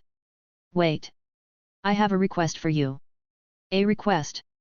This time, Sotan, Seraphal's little sister, was surprised by Seraphal's words, but her expression quickly changed, and she asked, "Do you want me to buy Mahu Xiaozhou's toys again, Oni-sama?" After all, this wasn't the first time for Seraphal to ask her to buy toys, which made her helpless. No. No. My. Seraphal fell in silence, wondering how to describe her relationship with Masa. In the past, she thought of him as a cunning little boy who just wanted to use her influence, and she decided to humor him since he was cute, yet unexpectedly, he helped her with many things, and he also grew up into a man who matched of her status, which made her my. Well, it's hard to describe our relationship. Sotan. Anyway, I need you to help take care of him later when he goes to the human world, okay, Sotan? Hey? Him? You are close with a man now. Ah. I am a bit busy now. Anyway, take care of him, okay? He will come tomorrow. Thank you, Sotan. Miwa. Miwa. Wait, Oni-sama. Yet, the call hung, and Sotan looked at her phone in a complicated mood before she changed her gear and showed a solemn expression, thinking of the person who was entrusted by her elder sister to take care of when he came into the human world. Who was he? This thought made her spend a sleepless night, wondering what kind of man had made her older sister that way. Chapter 52, My Auntie. As Masa had made up his mind to go to the human world, while everyone was speechless, nothing could be done to stop him. Well, when they heard that he planned to search for peerage members, no one stopped him since, while his prestige was enough in their domain, naturally, they wished for others to see how majestic their young master was. Still, before Masa left, he told them what they needed to do, especially with the data storage project, which was connected to all the felines in the underworld and, if possible, this entire universe. In the world of Mahuka, Masa created the Ishiki network, and naturally, Masa also decided to create the Vapula network, considering its benefits. This large library project was something that could only be accessed by the devils of the House of Vapula, and at the same time, he intended to collect all the mysteries in this world into this data storage, which would be of great use for all Masa. Well, this could also become a source of money, too, he thought. At the same time, Masa thought that it might be good for him to go out to the human world to create his own influence there, especially when Ajilka, Surtsk, and Seraphal had their own business in the human world. After talking with his parents for a while, Masa then let the maids in his house take care of everything as he continued to study the power of the Tun-Tun no Mi. Nevertheless, when he was training, someone interrupted him, which made him turn his head and see a familiar face. He didn't do his training in the room but outside, considering the might of the Tun-Tun no Mi wasn't something that could be borne by his own house, so he could only do his training in the mountain near his house. Still, before that, he needed to know the purpose of this beautiful, mature woman with gentle eyes and long brown hair, which she tied in a low ponytail that she rested upon her shoulder, who suddenly came to his training spot. Auntie. Masa, I am sorry for bothering you. It's fine, Auntie. What's wrong? Masa looked at his aunt, Miss LaBale, who was also the mother of Serayorg, the heir of the House of Bale, who was also his cousin. Still, when Masa thought of this fact, he realized that he had a certain familial connection with the Gremory, which made him helpless, yet considering the status of his aunt currently, he knew there was no need to think much about the Gremory. Still, it might be weird why his aunt was in this place, considering she should be living with her husband, who was the head of the Bale clan and was also the father of Serayorg, but everything started with a sleeping disease that she was caught. Sleeping disease. This was the disease that was caught by some of the devils in the underworld, and even now, the cause and the solution of this disease haven't been discovered. Still, there was no doubt that this disease had become one of the biggest problems among all the devils, as anyone who was caught in this disease would sleep and be unable to wake up like they were dying. In the original, his aunt, Miss LaBale, was caught by this disease, and Serayorg decided to call Issei Hyudo to use his trademark ability, Palingual, or breast language, to talk with Miss La's breasts to wake her up. Unfortunately, this method was unsuccessful, yet there was no doubt that Masa wouldn't let Issei do something as ridiculous as using such a strange and perverted technique on his aunt. At the same time, in the original story, Masa also wondered how Saray could let his mother's breasts be toyed with by Issei, which made him wonder whether this guy was a man or not. Was it a desperation? Or was it because everyone became kook due to Issei? Fortunately, while Masa couldn't erase this disease from Misla, the lion control ability made him able to wake her up. Probably because Misla was also part of the house of Vapula, there was a part of her that was a lion, so she could be controlled by him, and being woken up forcefully by him, so the tragedy where Issei would use his perverted technique on Misla wouldn't happen. Naturally, this method could only be used by the devil of Vapula, and no one could replicate it except for those with a control-type innate ability, such as House of Furkas, who could manipulate a horse. Yet, there was no doubt that this made many devils feel helpless as they thought that hope existed, only a few families of devils could be saved from this disease. Still, there was no doubt that it was the first step for all the devils to escape from this cursed disease, and with their long lives, they should be able to find a way to solve this problem, right? Masa wasn't sure, but when he thought about Issei, the perverted and idiotic protagonist, he knew that this guy definitely wasn't the one who could solve this situation. Yes, Issei was powerful, but that's it, except for fighting, he could do nothing. Yet, probably, in the world of the supernatural, strength was enough, Masa thought, so that was why he tried to become stronger, especially with the power of Tun Tun no Mi. Still, if there was a reason why his aunt was here instead of her husband's family domain except for her disease, it was also the fact that her husband also got a new wife, who abandoned her, so he made her live within the domain of the house of Vapula. However, as Misla felt that she had caused trouble for Masa as he needed to be by her side occasionally to wake her up from her disease, she felt responsible for him and often took care of him. I have heard that you are going to the human world. Yes. Masa nodded. It's only for a week, though. Do you want me to buy you something? No, it's fine, just be careful and come back safely, okay?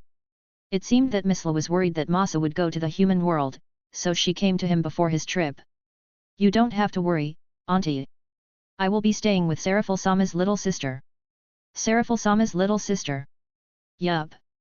I see, then, there is no need to worry then.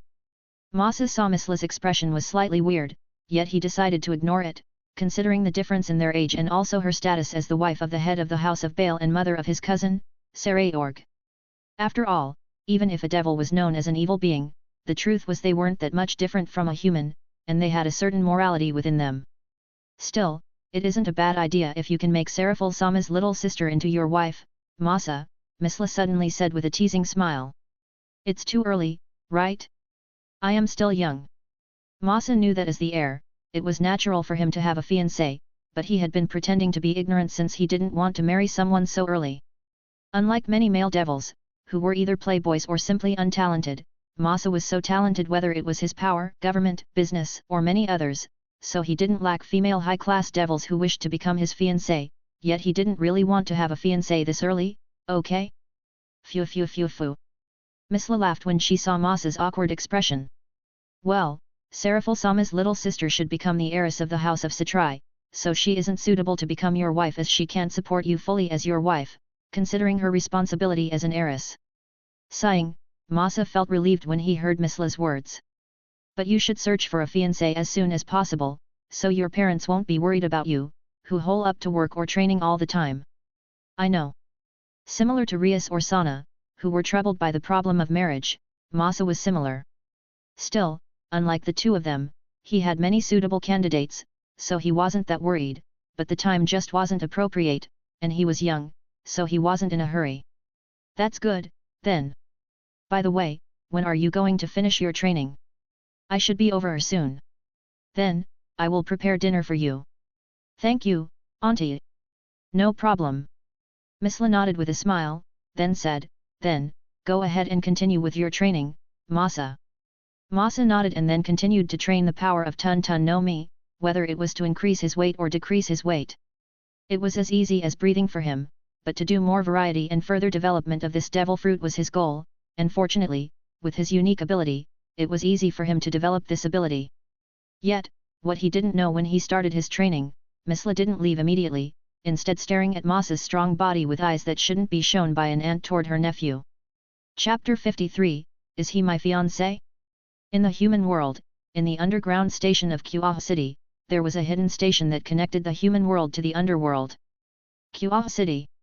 There was no doubt that this was a special city in Japan that was being controlled by the little sisters of two great four Satans, Sertsk Lucifer and Seraphal Leviathan.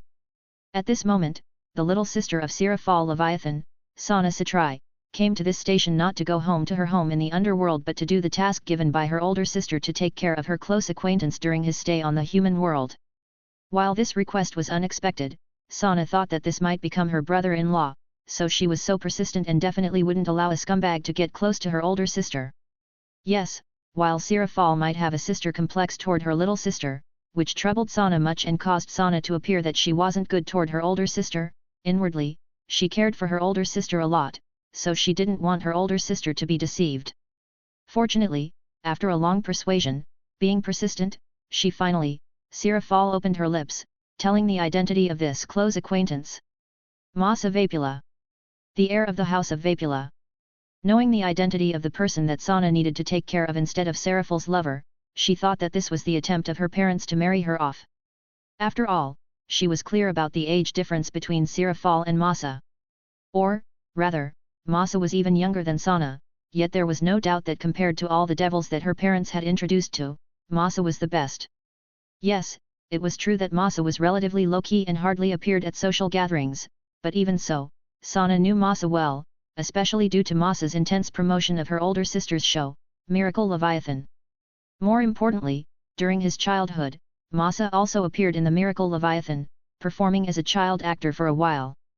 Sana had also seen Masa, but that was during his childhood, and many years had passed, so she didn't know how he had become. However, for her, who was the heiress of the house of Satrai, it was easy for her to gather Masa's information, and she knew well that he was the strongest devil of the house of Vapula. Was this her new fiancé candidate? When Sana thought of this, she felt a little conflicted, not only because Masa was younger than her but also because she didn't want to marry yet, especially when she had a dream that she had to achieve.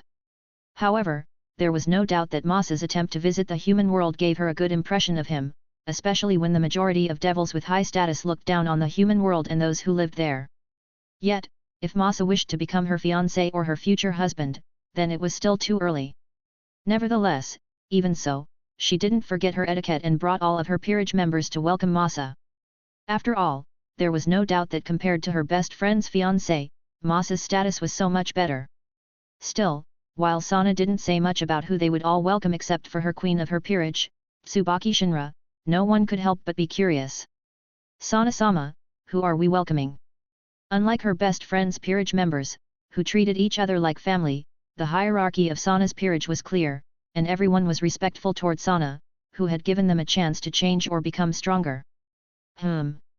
However, Sana appeared to be distracted and didn't hear their question. Sorry, can you repeat your question? Everyone somehow also became nervous since this person that they would welcome could make their master, Sana, who had always been cool and distracted. Who are we going to welcome, Sana-sama? Nevertheless, this also increased their curiosity even further. Oh, it's my older sister's close acquaintance. What? Leviathan-sama's close acquaintance. Everyone became so nervous when they heard that since it meant that this devil was going to be a big wig. Someone with such a high status before them. Once again, unlike her best friend, Sana explained to all of her peerage members what to do and what not to do, including the difference in status among all the devils. They were just reincarnated devils, and they knew how low their status was compared to the big wig, so they somehow became a little scared, knowing that they had to be very respectful toward this person. Oh, this devil. Sana also noticed their nervousness, so she said, you don't have to be so nervous. This person is about the same age as us, or rather, he should be younger than all of us. He is a boy. Younger? Then he should be in the first year of high school. Is he cute? The last one aside, suddenly, the pawn of Sana Satrai, Saji Genshiro, became so nervous. After all, he held a feeling toward his master, who had given him and his family a chance to be a better person, so hearing that a young man about the same age as them to come, he wondered whether this person was her master's boyfriend or fiancé, which made her helpless, yet he also knew the difference of their status, which made him even more helpless. Sana ignored their questions and explained, his name is Masa Vapula. He is the heir of the house of Vapula. You can say that he has helped many of my older sister's businesses and is like her right hand. Everyone was dumbfounded when they heard Sana's explanation, since someone about the same age as them had become the right hand of one of the most powerful devils in the underworld, which made them realize that they lived in two different worlds. Still, once again, due to how exceptional he was, they also became even more curious about what kind of young man this devil was. But, House of Vapula? What kind of a devil comes from that house, Sana-sama? All of them were clear about the devils of the House of Gremory and the House of Citrai, but the House of Vapula? They weren't sure, especially when all of them were just high school students. The devil of the House of Vapula is a devil that has the power to tame and control a lion. Lion.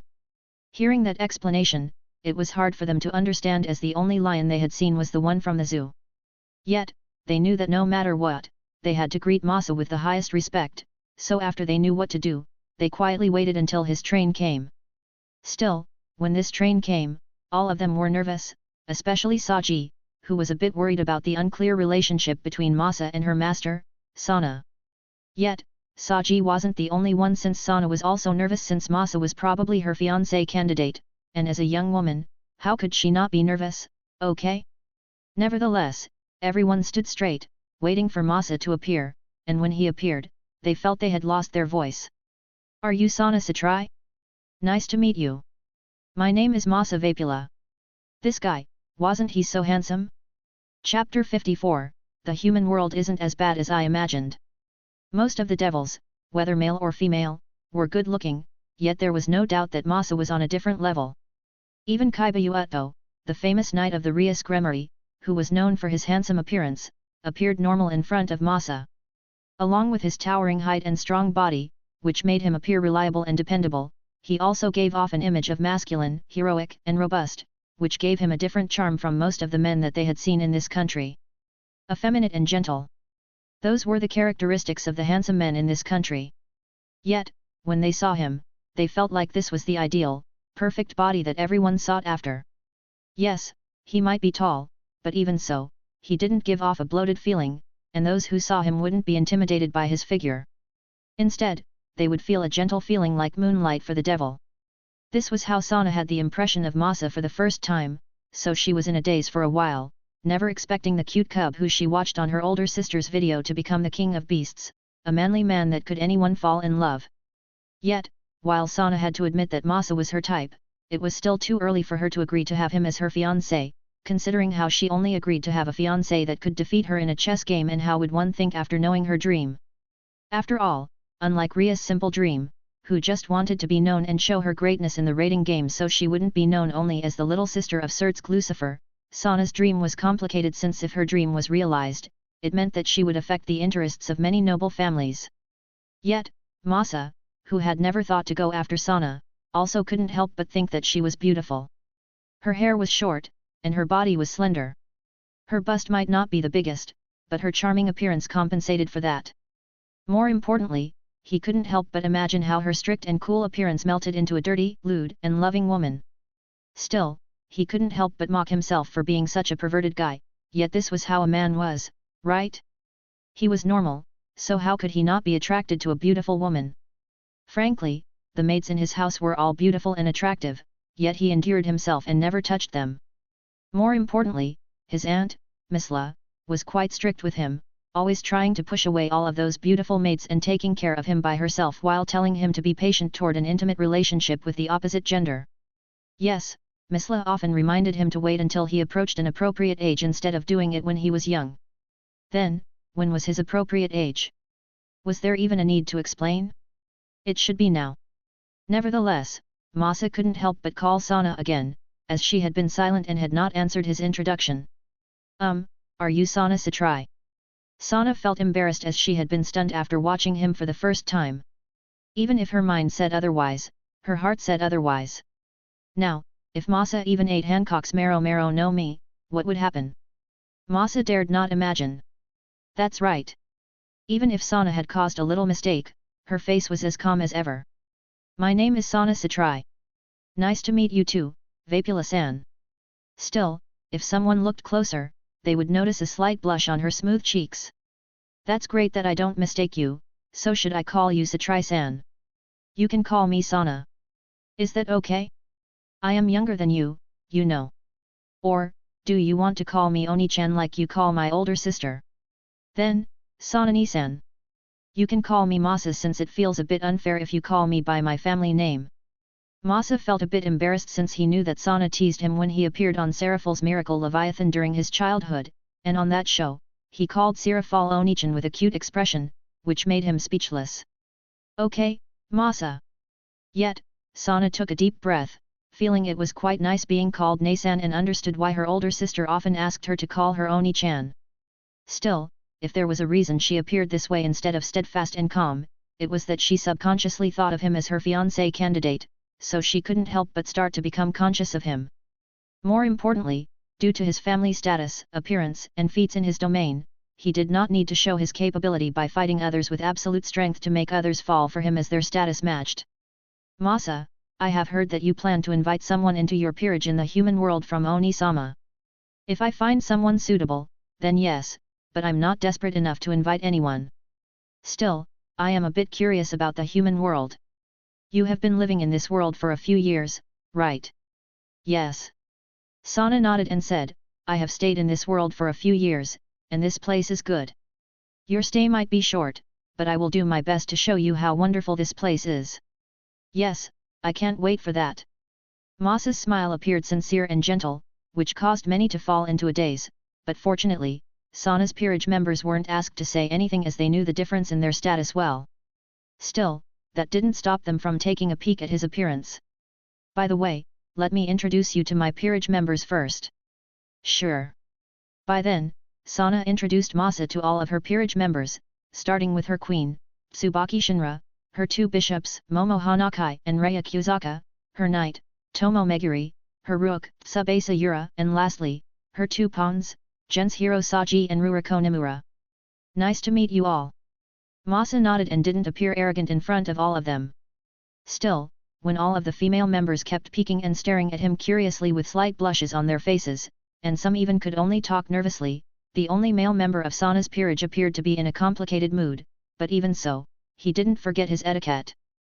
Masa understood why Saji showed such an expression, but he didn't think too much since Saji wasn't the biggest problem in this world. Even if Saji became stronger in the future, at best, Saji's power would only be mid. Nevertheless, Sana couldn't help but ask, still, if you want to search for servants, it shouldn't be difficult for you to get talented devils to work under you, right? To be honest, Sana and Rias's actions in choosing mostly humans as their peerage members were weird, especially when most of the devils would choose other races with powerful innate abilities, such as another devil, dragons, or others, instead of humans, who were powerless beings. It won't be hard for me, but it will be boring, right? I don't think that is one of the elements that you need to watch out for when searching for a peerage member. Sana was speechless, and her impression of Masa also started to change, but it didn't have a bad meaning. Every individual is different, after all, and we have our own beliefs that might not be understood by others, right? Sana stared at Masa for a moment, then nodded. You are right. Like her dream couldn't be understood by others, he also had his own beliefs, yet this also made her have an expectation, hoping someone could understand her dream and accept it as no one with the same status as she could understand her, thinking that she was stupid for having such a dream. Yet, when Sana thought to invite him to go back, Tsubaki suddenly received an alarm, which made her expression change, and she quickly whispered to Sana. Sana-sama. Sana's expression changed, wondering why such a situation happened at this moment. What's wrong? Masa asked curiously. Sana hesitated, but in the end, she told the truth. I am sorry, Masa, but I have received an alarm that there is a stray devil within the city. Then, there is no need to worry about me. You are the governor of this city, after all. I understand. Sana sighed in relief at Masa's understanding, but then, she thought for a moment and asked, if you don't mind, do you want to join us to see how life is in the human world? Chapter 55, Everything is Peaceful. Stray Devil.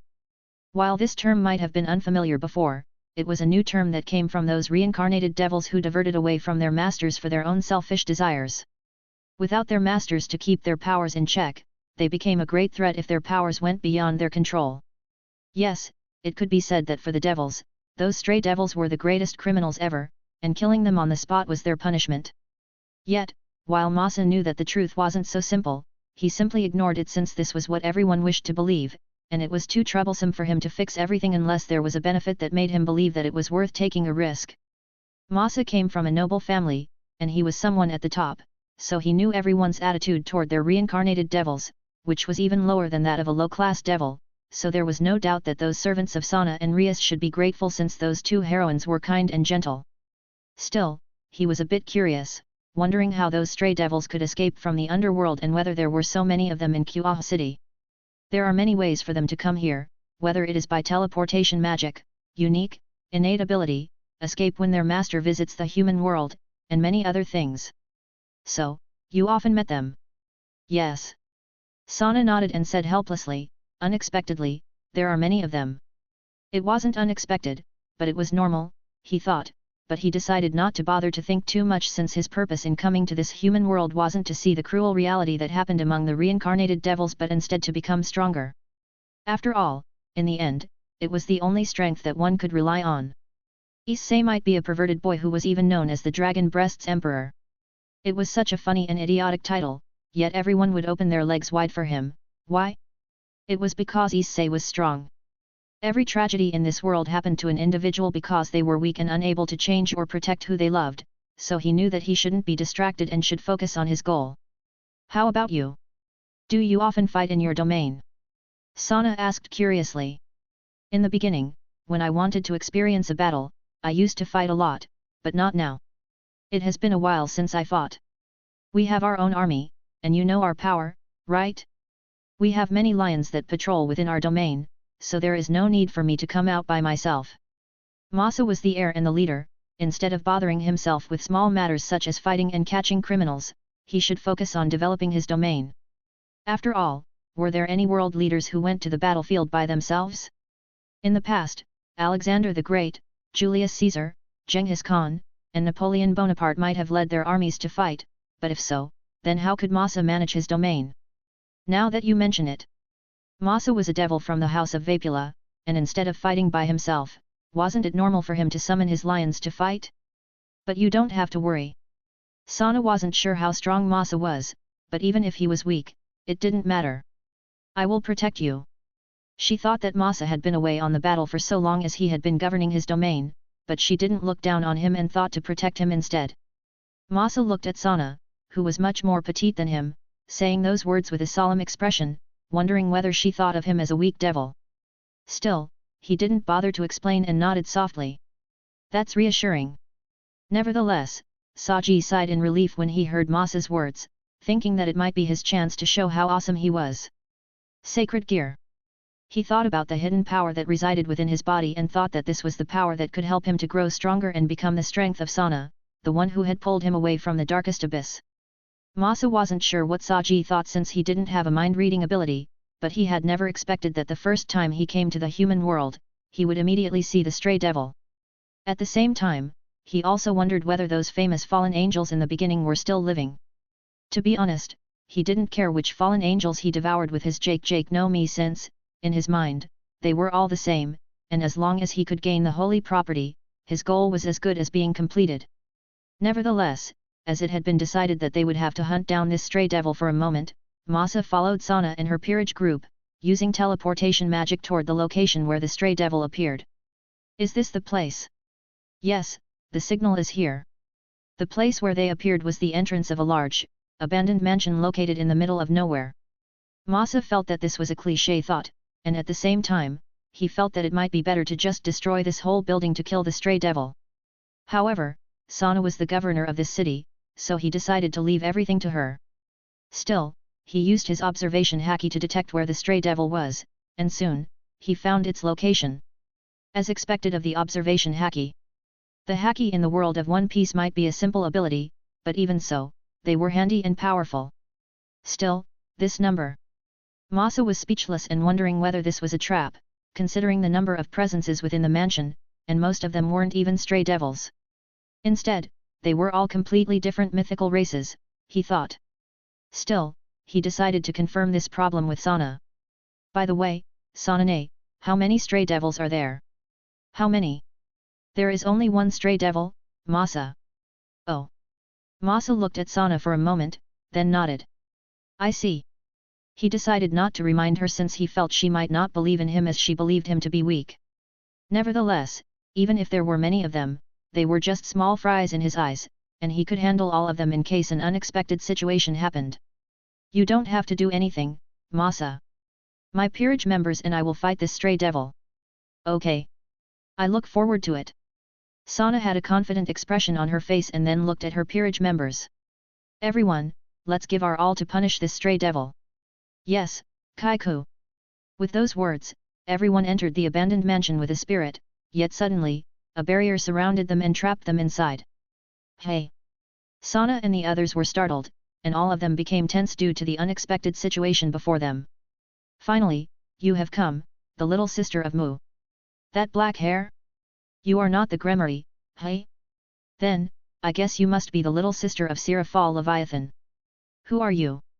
Sana frowned, watching a man who dressed like a host club member. Most girls would scream like an idiot if they saw him, thinking that this person was handsome, but for her, who had seen Masa, she didn't feel anything, and this level of good looking appeared ordinary in her eyes. The man had long blonde hair and a white suit and appeared arrogant and lustful at the same time. Don't be so cold. Aren't you looking for the stray devils? Here you go. You can have it.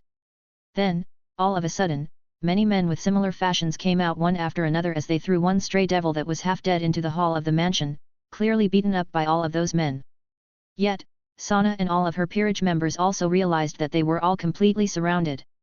Still, while Sana was a bit nervous, she didn't lose her cool and thanked the man without lowering her guard. Thank you, then. No problem. No problem. The man laughed happily, hearing Sana's words, then said, but shouldn't you give me a reward for my service? What do you want? Sana had expected this and clearly understood that this man didn't have a good intention from the beginning. Be my harem member. No, bring your sister too. All of your Satrai clan will be our slaves. That's my wish. Keek keek. As the man's voice fell, everyone laughed happily as they looked at Sana and her peerage members with lustful eyes. Do you wish to die? Sana was furious as her demonic energy exuded dangerously. Did this guy think that her family was so weak? How did this guy grow a confidence that all of them could defeat her older sister and her family? Yet, Sana had to say that all of them came prepared, and this would be a difficult battle, especially when she also had to take care of Masa's safety. Oh? How festy! But can you keep that composed face for long? The man licked his lips disgustingly and said, I changed my mind. I will rape you now. Guys, attack them. Hearing those orders, everyone suddenly transformed into anthropomorphic rat monsters that appeared disgusting and frightening at the same time. Huh? What are they? Ruriko Nimura, Sana's pawn, hadn't been in the world of the supernatural for a long time, so her entire body was filled with disgust and fear when she saw all of those strange monsters. Kuiso. Tomo Meguri, Sana's knight, who was also part of the Meguri clan, a famous exorcist in Japan, quickly identified the identity of those monsters. They are evil rat yokai, who often raped women and killed as they wished. What? Saji was dumbfounded and felt nervous when he thought about how all of Sana and everyone became the target of this disgusting yokai. Everyone, including Sana, was nervous by the sheer number of evil yokais before them. More importantly, none of them could escape as a barrier made them unable to use teleportation magic or ask for help, but Masa suddenly said, do you mind if I attack them? Ah, hey. When Sana was confused, Masa stopped playing around and made his move by stretching his hand forward and all of a sudden, powerful forces blasted all the rat yokais and smashed their bodies into pulp, killing all of them instantly before they were able to do anything, including the stray devil that was caught. Yet, at the same time, a powerful force shook the earth and destroyed everything, causing a small earthquake in Kah City and the surrounding city. What's happening? Earthquake? Is there an earthquake? Isn't it a bit too big? Those who lived in Kah City and surrounding cities were startled and panicked because they could feel the sudden earthquake.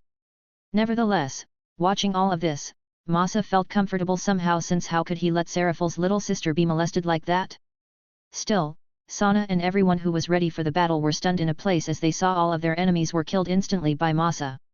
At the same time, half of the mansion was destroyed, or rather, almost everything within 100 meters radius had collapsed, and the earth was gouged deeply by something as if a new lake was formed. Watching the carnage and destruction before them, all of them sucked a deep breath, and they turned their heads slowly, looking at the young man whom they thought they should protect. Sorry, I destroyed the building. Everyone. Chapter 56, let's start with a bang. No, it's fine. Sana took a deep breath, then looked at Masa softly. Thank you for your help, Masa. It's fine. Masa nodded and asked, but I don't think this situation is normal. You should ask for your sister's help since something similar might happen in the future. If he wasn't there, what would happen? At the same time, he wondered whether those rat yokai even appeared in the original story. Or rather, was it his appearance that changed the story? As Masa was in deep thought, Sana felt conflicted about asking her older sister for help, but she wasn't so stupid as to take care of everything by herself, considering the danger that she had encountered before and the possible danger that might come in the future. More importantly, like Masa, she also felt that this situation was weird as she was being surrounded and trapped.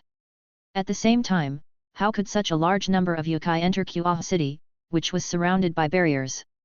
More importantly, Kah City was a town that was governed by two little sisters of the four great Satans, who dared to make trouble with Sirafal and Surtsk with the backing of Sana and Rias, who were the two governors of this city. Even the leaders of yokai of East and West Japan wouldn't dare. Yet, how could those dirty rodent yokai dare? I will talk to my sister. That's good. Watching his relieved expression, Sana felt helpless, realizing that the one who was weak wasn't Masa but her. Turning her head, she looked at the destruction created by Masa. The original shape of the mansion could no longer be seen, everything was in ruin, and the forest that surrounded this place was all smashed, creating a deep and large hollow that was deep enough to form a lake. More importantly, the rodent yokai, which made her troubled and nervous, were all turned into unidentified meat that was mixed with the soil, utterly crushed by Masa. This, isn't his power a lion taming? While Sana was confused, Masa thought about the ability of his Tun no Mi. Frankly, he had many ideas on how to develop this devil fruit. The first one, which was the easiest way, was to increase his body weight for an attack. It was simple, but it was also destructive. Previously, he might say that he would increase his weight with an illusionary weight, so the physical requirement that he needed wasn't high, yet he could make a dangerous attack. Yet somehow, along the way, he decided not to take a shortcut since the heavier he was, the harder his defense was. Increasing his weight meant that he was either increasing the gravity on his body or increasing the density of his body. Naturally, Masa chose the latter since the denser he was, the harder his body was, increasing his defense so that he would become invulnerable. Still, many might not understand, but what was density? Density is a substance's mass per unit of volume. If it was still hard to understand, you could imagine 1 kg of steel was much more dangerous than 1 kg of tofu, right? The two had similar weights, yet the steel was much harder, stronger, and smaller than the tofu, and it was all due to the density of steel being much higher than the tofu. This was why the increase of his physical ability was needed since the denser he was, the harder it was for him to move. Still, due to the density of his body, as his weight increased, his defense naturally increased, and his body could even be harder than a diamond the more his weight increased. With this ability alone, he knew that he was simply unmatched in close combat, but he felt that this wasn't enough, so he thought of a second method to make the Tun no Mi stronger, which was to increase the weight of others, whether they were non-living or living beings. If it was in the world of One Piece, it might not be so easy, as there were world rules, which made the development of the devil fruit harder, but this was the world of DxD, there were no such rules at all, especially when Issei could create a pervy technique where he could destroy the clothes of female, or talk with boobs as he wished even though he was just a normal human in the beginning. This method was what he had done when Masa from the world of One Piece came to the Florian Triangle and suppressed the large waves by increasing their weight to calm them down. Whether it was water, air, or any non-living beings, he could increase their weights as he wished to be, but if it was a living being, it might need time for him to do that, yet this was enough, right? Still, like Masa from Mahaka, who kept developing the Pika Pika no Mi, he also thought of furthering the Tun no Mi, which led him to the third method, which was to control gravity. Weight equals mass x gravity. Weight is the combination of mass and gravity, so logically, he can manipulate those two factors within this world. Nevertheless, Masa had been focusing on the aspect of mass, and he had yet to train much on the aspect of gravity. Yet, Even so, it was enough for him to destroy everything as he had previously, increasing the weight of the air to 250 tons or that of a Statue of Liberty, and he created a pressured air blast that destroyed everything. Still, he had to say, this destruction was a bit too much, he thought. If you want to ask, then ask, Sanane. Masa looked at Sana, who appeared hesitant. Masa, that was my new technique. New technique. Sana was dumbfounded. After all, even if I have a lot of powerful lions, I still want to rely on myself to fight, so I developed a new technique. And that's is. Everyone looked at Masa, curiously wondering what kind of technique Masa had used as he could cause such destruction that even created an earthquake in the city. Yet, while it was quite exaggerated, they also felt relieved since they knew that Masa was angry at them and wanted to protect them, so this was why he made such an attack. Still, in the world of the supernatural, strength was absolute, and those with strength were definitely favored. It's a secret. Everyone. Masa yawned and said, I feel a bit exhausted from the trip. Do you mind if I rest first, Sanane? Sana was speechless, but she also knew that her question was rude as Masa had no obligation to tell her everything, yet there was no doubt that she was curious about Masa's technique. Tsubaki, please take care of him. Yes, Sana-sama. Tsubaki nodded softly, then looked at Masa. Masa-sama, please follow me. Thank you. Masa then left, following Tsubaki, who used teleportation magic to the place where he would rest tonight. Still, as Masa and Tsubaki had left, the rest looked at the large hole and asked, Sanakaiku, what should we do with it? Let's just buy it. The destruction caused by Masa was too much, and it was impossible to fix, so she might as well buy this place. Still thinking about his might, she became even more curious about him. Yet, when she was in the middle of a deep thought, a familiar magic circle appeared nearby, and she saw her best friend, who was also one of the governors of this city. What is this? This much power. Sana, who had caused all of this. Looking at her best friend, beautiful crimson hair, and voluptuous body, Sana somehow didn't want to tell the truth. Nevertheless, those creatures who wanted to set up a conspiracy within the city didn't feel sad or angry with the death of those dirty yokai. What a useless creature. As expected, they are so weak. I have told you before, Kakabile-sama. Moreover, they are too dirty and disgusting. Among all of those people, all of them looked at their leader, showing their dissatisfaction with using such a dirty creature as Kuiso. You don't have to worry. This is the last time, but more importantly, are you sure that last night was just an earthquake? Staring at the four figures before him, the man asked. Yes. Okay, then. Hearing those answers, the man also simply ignored the problem last night and focused on his ambition to create the Great War.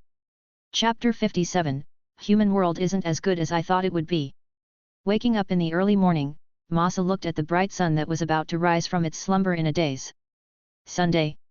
There was no sun in the underworld, but there was an artificial moon to divide the night and day within the underworld for those reincarnated devils who used to live in the human world. As expected, hey.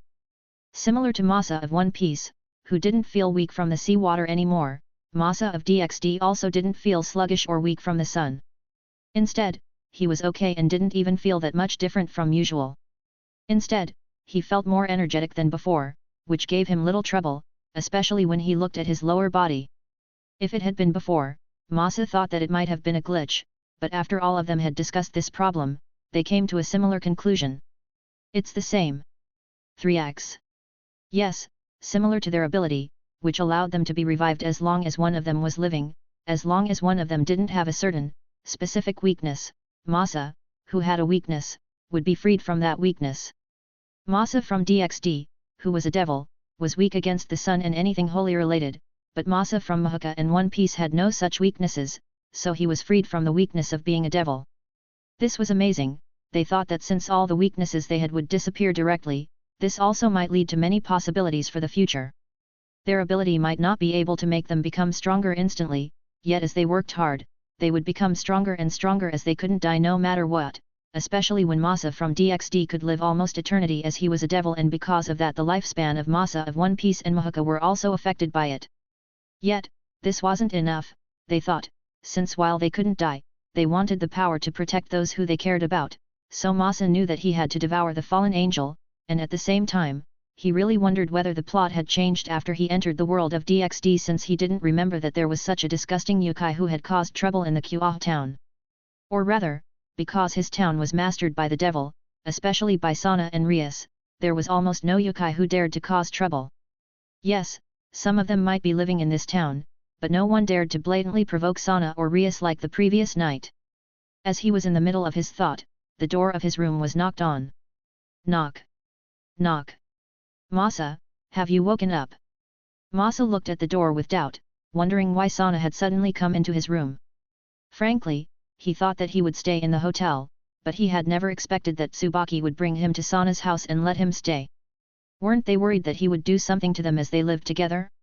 Well, he wasn't going to do anything, yet he wondered why they lacked their guard down so much, even though it was their first meeting. More importantly, he also had heard from Sirafal that Sana was so cold toward the opposite gender, especially those who wanted to become her fiancé. However, considering his status as an heir of the House of Vapula, he also understood why Sana was polite.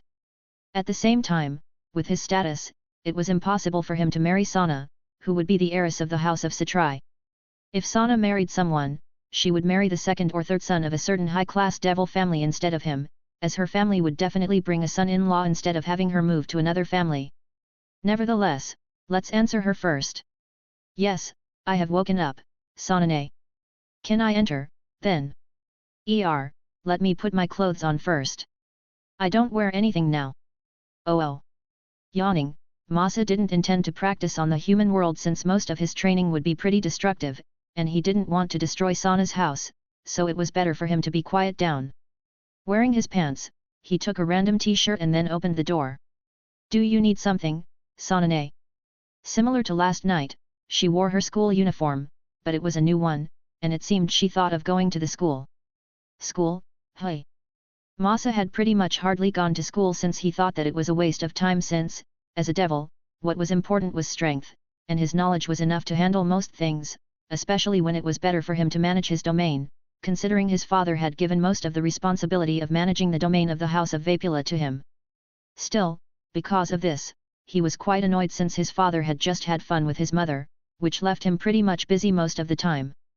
Well, it was good that their relationship was good, he thought. Nevertheless, Sana was in a daze for a while, staring at Masa's virile and muscular body in a daze. She might not have realized it before since while he was tall, he didn't appear bloated and even appeared quite slender, yet when he was naked, his body was amazing, she thought. It was as if Masa's body had been honed with many battles like a champion of all the fights. This guy, wasn't he too low-key? Sana realized that Masa was a hidden diamond that hadn't been discovered, and because of that, she made an excuse to Rias last night, telling her that the one who had caused the destruction was her older sister instead of Masa, which Rias accepted, especially when Rias learned how a group of rodent yokai wanted to rape Sana and her peerage groups, which made Rias so mad that she wanted to exterminate all of those disgusting creatures. Are you fine? Masa was fine but said, I feel a bit sluggish. That's normal. Sana nodded and didn't feel surprised. It's your first time in the human world, so you will feel uncomfortable, but after a while, you will get used to it and recover. That's great then. By the way, are you hungry? How about we have breakfast? Sure. As they walked together, they talked about many things, including how she stayed in Kah town and her high school life at Kah Academy. Naturally, as they spoke, the time appeared to move fast, and before they realized it, they had arrived at the dining room where all the food had been prepared by Tsubaki and Sana's familiar. Do you want coffee or tea, Masa-sama? Tsubaki asked. Give me a coffee. There is no need for sugar. Okay, wait for a moment. Probably, knowing that Masa was pretty chill and also gave off a comfortable aura that made people calm down, Tsubaki didn't feel nervous about him. Here is your coffee, Masa-sama. Thank you, Tsubaki-san. No. It's fine. There is no need to call me with san either. Just calling me by my name is enough, Masa-sama. After all, Tsubaki knew how huge the difference in status between them was, and her experience in childhood also taught her many things, especially about the importance of hierarchy in the supernatural world. More importantly, with Masa's strength, she had to give him the highest respect. Lastly, there was a possibility that Masa might become her master's fiancé or husband, so he did not need to be polite to her. Okay, then, Tsubaki. Masa didn't force himself to call Tsubaki, considering his situation, yet there was no doubt his attitude toward a reincarnated devil gave him a plus point in Sana's heart. By the way, Masa, have you thought about staying in the human world? Do you want to go to school in the Kah Academy or something? What do you think?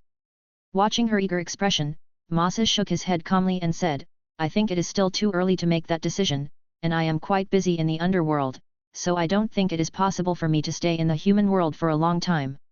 I see.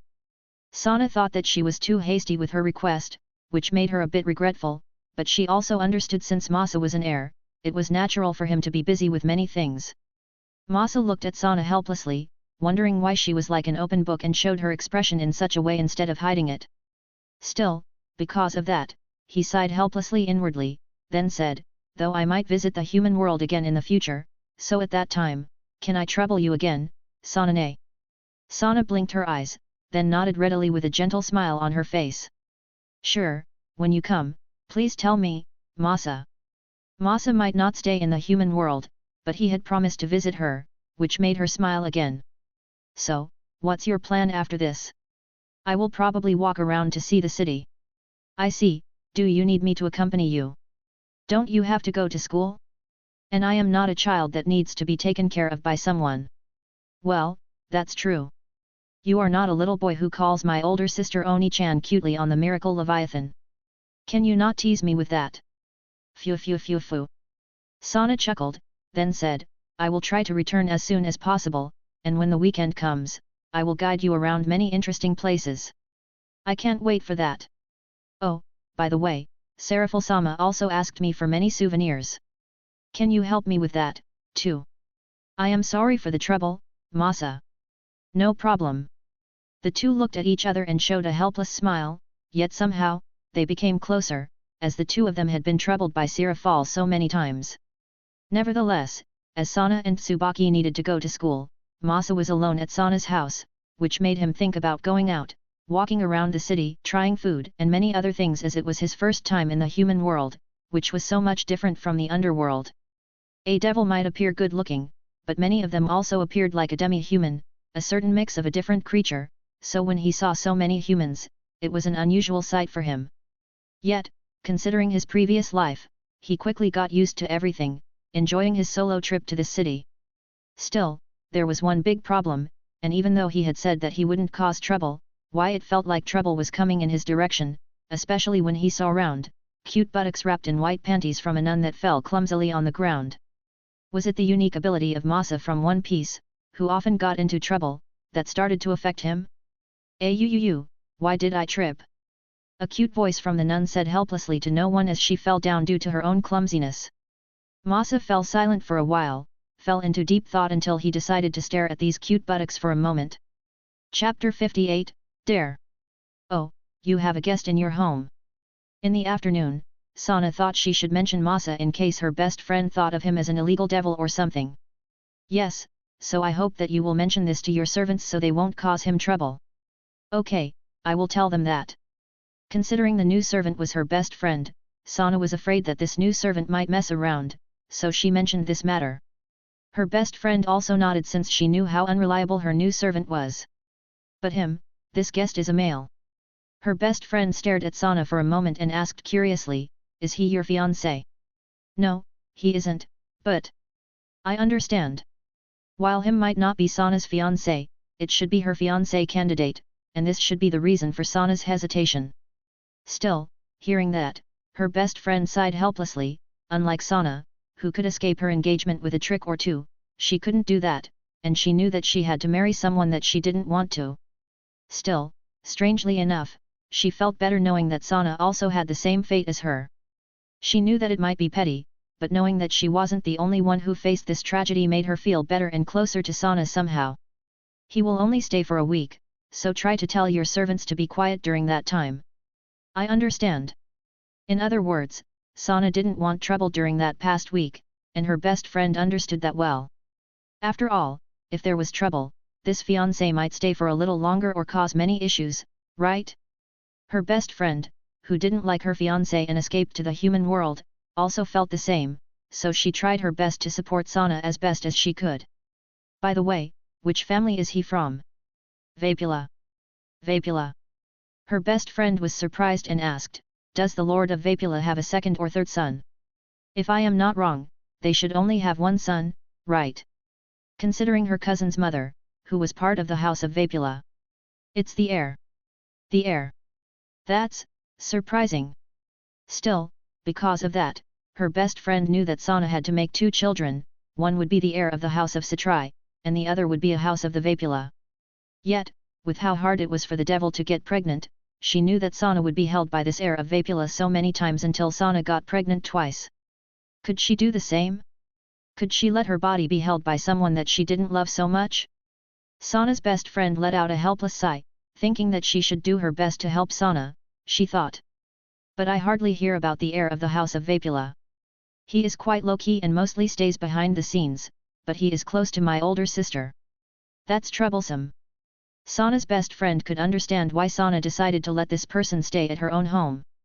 If it was hers, it was impossible for her to let her fiancé stay at her home, after all. Still. But it should be okay, right? After all, you won't marry anyone who can't defeat you in a chess game, right? Sana looked at her best friend for a moment but didn't say anything, as if wishing to let her have such a misunderstanding. If it was before, she might have thought so, but last night, after she saw Masa's strength, even if Masa couldn't defeat her in the chess, she didn't care at all. Among all the younger generations of the devils, especially those with high status, there was no doubt that Masa was the most excellent one that Sana knew. Not only did Masa not have a prejudice toward the human world, the reincarnated devil, but he was also strong and polite toward her servants even if his status was above all of them. More importantly, Masa also started to show an interest in the rating game, and when she recalled his power last night, she thought that it should be possible for him to match the first rank on the rating game or beyond. Lastly, and most importantly, Masa also didn't appear to be a womanizer, especially when his gaze had always focused on her instead of the others.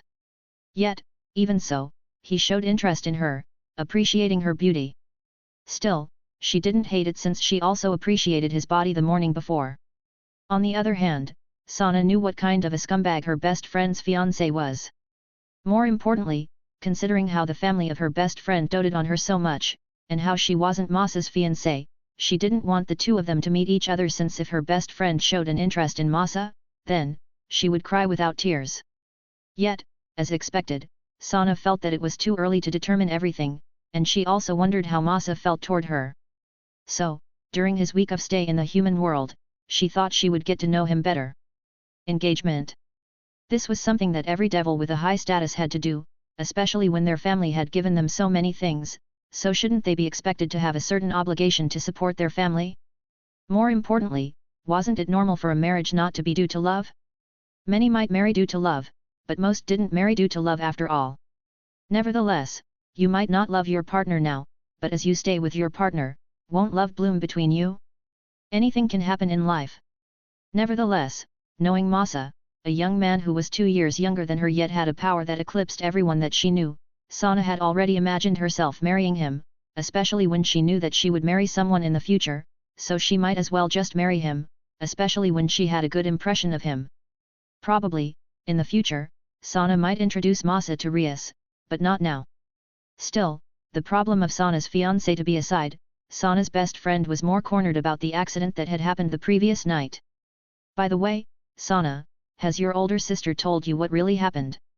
Not yet. Sana shook her head and said, you should also contact your older brother, too. Okay. While hesitating, Sana's best friend decided to contact her older brother since Sana had contacted her older sister. Yes, the two of them were famous because they were the younger siblings of the Mus, and because of that, they wanted to use their own to prove themselves instead of relying on their older siblings. However, as the situation had reached this point, Sana's best friend decided to throw away her rebellion period and be mature enough to call her older brother. Nevertheless, while the two young governors of Kah City discussed a hidden conspiracy that might be hidden within this city, Masa looked at the round, cute buttocks in a daze. Due to his aunt's strictness, while he wanted to look around, he couldn't, so when such a scene happened before him, it was hard for him to stay calm, especially when he was a healthy young man with excessive energy within his body. Masa from Mahaka had a fiancé, and Masa from One Piece also had 2 women now. Yet, what about him? Was he such a coward that he would be afraid of Issei? No way. Masa was a man, so why should he be afraid? Yet, he had to say he had never expected that he would steal the opportunity of the protagonist in this world. Was the combination of 3 Masas increased their luck, too? Nevertheless, Masa decided to stop being a little pervert and came toward this cute nun who was in need of help. Showing a gentle expression on his face, he asked, "Are you okay?" Yet, in another place, a certain famous young man felt uncomfortable, as if something important was stolen from him. Chapter 59, A Gentle Girl. Yes. Thank you very much. Italian. As a devil, Masa had the ability to understand any language no matter what they were, so he was surprised when this nun talked in Italian instead of Japanese.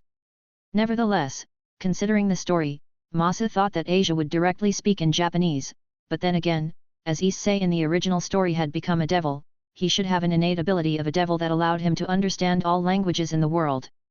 Still, when Masa helped this nun to stand up, a strong blow of wind blew away her veil, revealing her hidden face. Naturally, Masa caught the veil before it flew far away, but then he couldn't help but appreciate her appearance. Cute. This was his first impression as he saw her for the first time, with long blonde hair that flowed freely behind her back.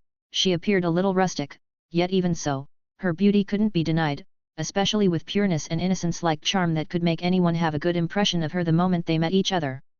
As a devil, there was a part of him that wanted to stain such a girl, especially when she wore a nun outfit, which was the favorite cosplay costume of every devil, yet he wasn't a pervert, so he wouldn't do it. Still, while he had expected this, he had to say, it surprised him to know that he had met this second most important heroine in the story before Issei, who should have met her first. Are you fine? Nevertheless, even if he knew her, let's just pretend that he didn't know her so it wouldn't cause a complicated question later on. Yes, thank you for your help, Masa, you can call me that. My name is Asia Argento. You can call me Asia, Masa. Also, once again, thank you for your help. No problem. Masa appeared curious and asked, "Are you from Italy, Asia?" "Yes, I am." Asia nodded softly with a gentle smile on her face. "I just arrived in this country and plan to live here." "Are you from Italy too, Masa?" There was a trace of hopefulness since it was her first time in another country, so knowing someone from the same country lived nearby made her feel at ease. "No, I just happened to learn the language." "Ah, I see." Asia nodded, then said, "Have you gone there? It is a wonderful country, you know." Hearing those words, Masa couldn't help but observe Asia's expression, wondering how she could show such a gentle and peaceful smile, considering her past. How could you say that? Unlike the others, Masa knew Asia's past, and he knew that she was being persecuted and thrown away from the church cruelly, yet even so, she could show such a gentle smile as if her home country, where her nightmare started, was a nice place to visit. Yet, this was why he thought that it might be good to make her his peerage member. "I will do that in the future." "That's great."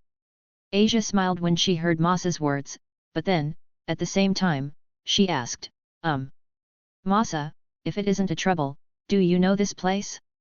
I have gotten lost." With a helpless and awkward expression, she told him her problem. "Sure."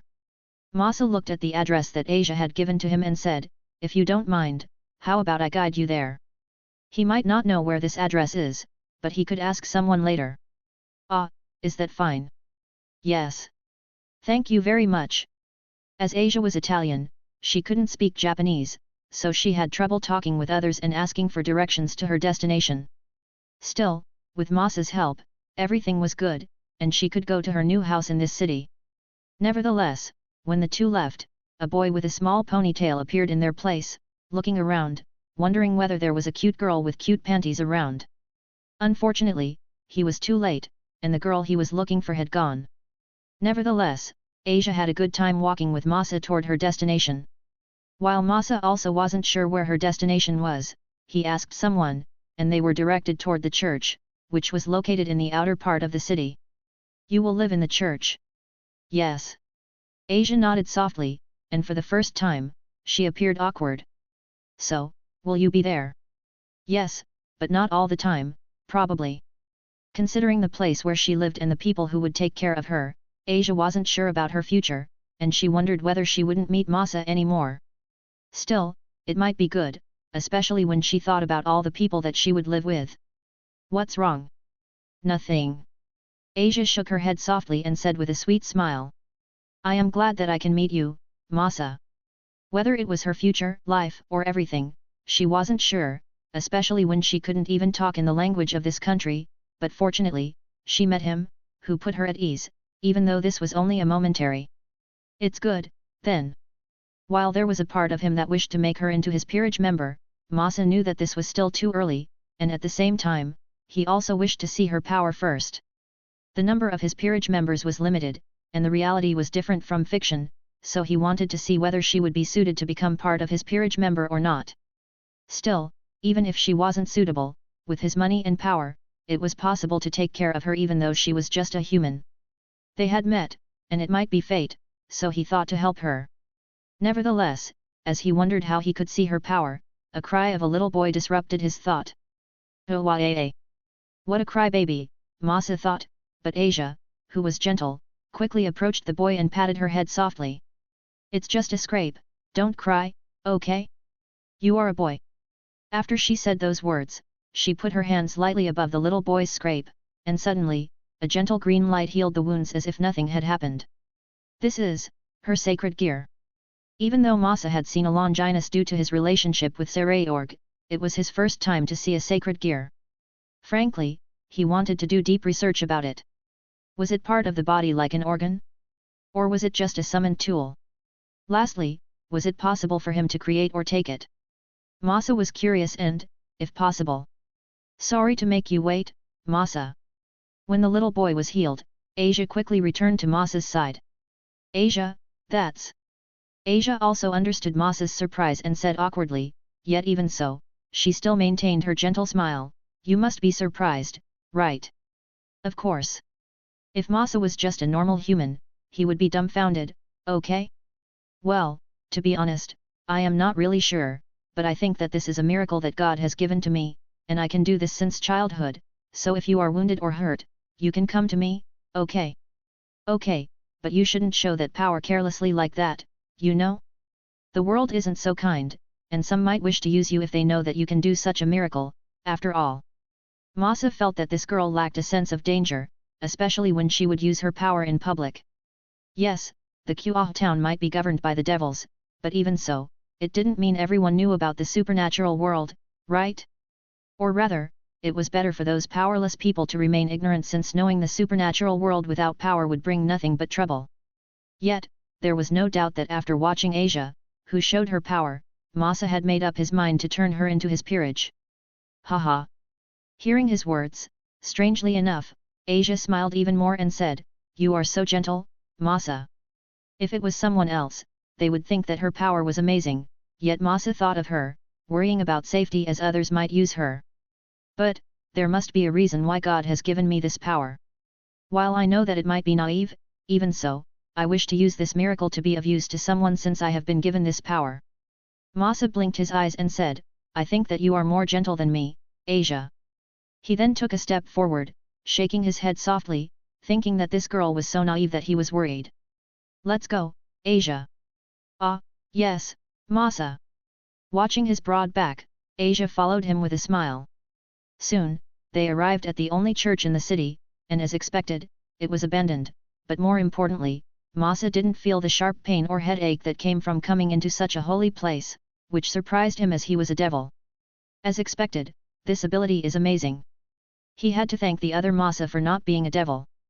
Then, I will go back first, Asia. Ah, yes. Sorry for troubling you, Masa, but don't you want to go inside? Asia looked at Masa hopefully since she felt comfortable with him, and she was a bit nervous about going alone.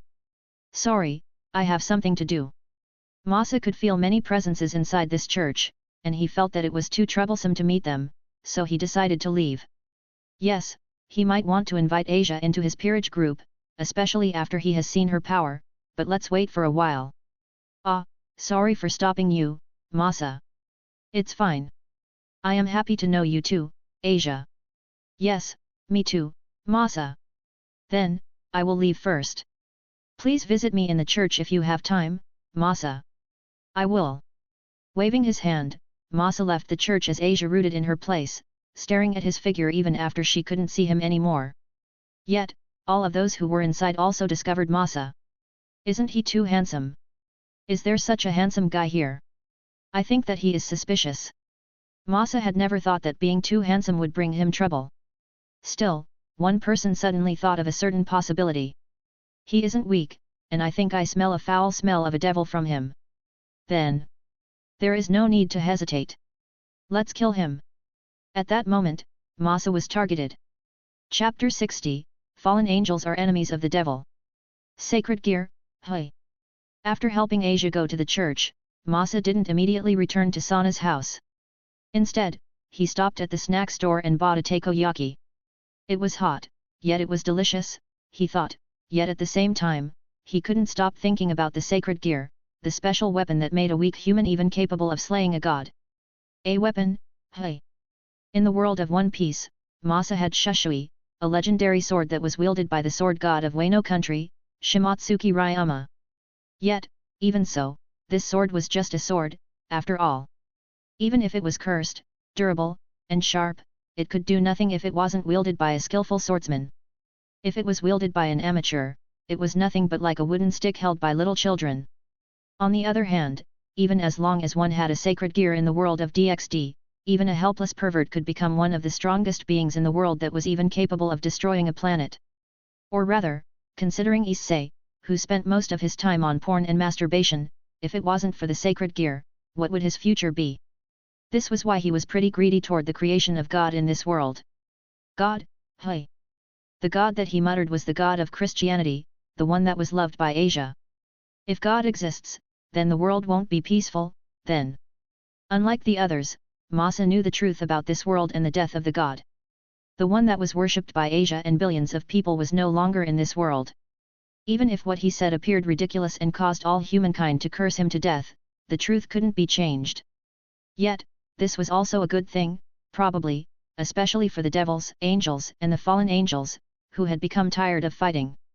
If God existed, then the great war between angel, devil, and fallen angel would continue until the one that was supported by God won. However, as the god had died, the angel was no longer able to reproduce, and this truth would also hit their religion, so there was no doubt this was the reason why the angel, who was known as a creature that believed in the righteous, would decide to make peace with the devil and fallen angel.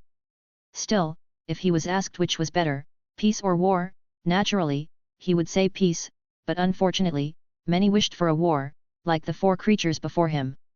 The air suddenly changed, and all the people disappeared, leaving him surrounded, yet even so, he was calm as he observed them with doubt. Fallen angels? Masa asked as he looked at the three women and one man, who stayed in the mid-air with their crow-like wings. Unlike a devil who had 2 wings, no matter how strong they were except for Lucifer, who had 12 wings, the strength of the angel and the fallen angel could be determined by the number of their wings, so there was no doubt that the 4 of them were a small fry. As expected, he isn't normal. Right. He is calm, and he knows that we're the fallen angels, after all. Masa looked at the 4, who appeared arrogant and even looked down on him, clearly thinking that he was below them. Well, it was normal, considering he pretended to be a normal, weak human. Yes, his body might appear strong, but could a bodybuilder win against a creature of the myth? Boy, what are you? The only man within the group looked at Masa with doubt. Still, Masa ignored the man and looked at the 3 fallen angels. As expected of fallen angels. Similar to a devil, there were hardly any ugly fallen angels, especially the female ones. Still, he wasn't sure whether he was lucky or not, since he knew that all of those 4 fallen angels were supposed to be killed by Rias Gremory in the story, but they hadn't been killed and met him instead. Nevertheless, while Masa observed the 3 women, the 3 of them also observed him. After all, similar to a man who couldn't help but stare at a beautiful woman, a woman was also similar. There were some hesitations in their hearts, wondering what Masa was. Was he a human that possessed the sacred gear? Was he another creature? Or was he just a normal human who possessed a supernatural power? Or, lastly, was he just a handsome guy? Yet, Considering the charm that Masa exuded, it was impossible for them to connect him as a normal person, especially considering how calm he was when he faced all of them. "Don't ignore me, brat." However, while Masa was calm, the only man among the fallen angels had a short fuse and sent an attack directly toward him. Oh! The spear of light was formed on the man's hand and then thrown in Masa's direction with the intention of killing him. Still, Masa couldn't help but observe the power of the light of the fallen angel, as this power was different from the Pika Pika no Mi. His Pika Pika no Mi allowed him to control light, which is electromagnetic radiation that can be perceived by the human eye. However, the fallen angel's light was different as he could feel a certain sacredness and another type of property within. This is what he sought after, he thought. Still, there was no doubt that the man's action caused all of them to sigh in regret, knowing that the young man would die. Only. Hey! 4x. Crack. Tear. Masa caught the spear of light and then crushed it with brute force. 4x. All of them fell into silence and started to feel something uneasy and strange from Masa. "You sure are lucky that I am not serious and just play around. Now, how about this?" The fallen angel man thought that Masa was just lucky, thinking that he made his spear of light too weak, but this time, he was no longer holding back and created so many spears of light that they exuded a dangerous aura as he also let out his murderous intent. Still, at that moment, Masa also released his devil's features, which were his wings. Devil. 4x. As expected, you are that cursed creature. The man was furious, feeling as if he was being deceived. Wait, don't Zeke. This devil is strange.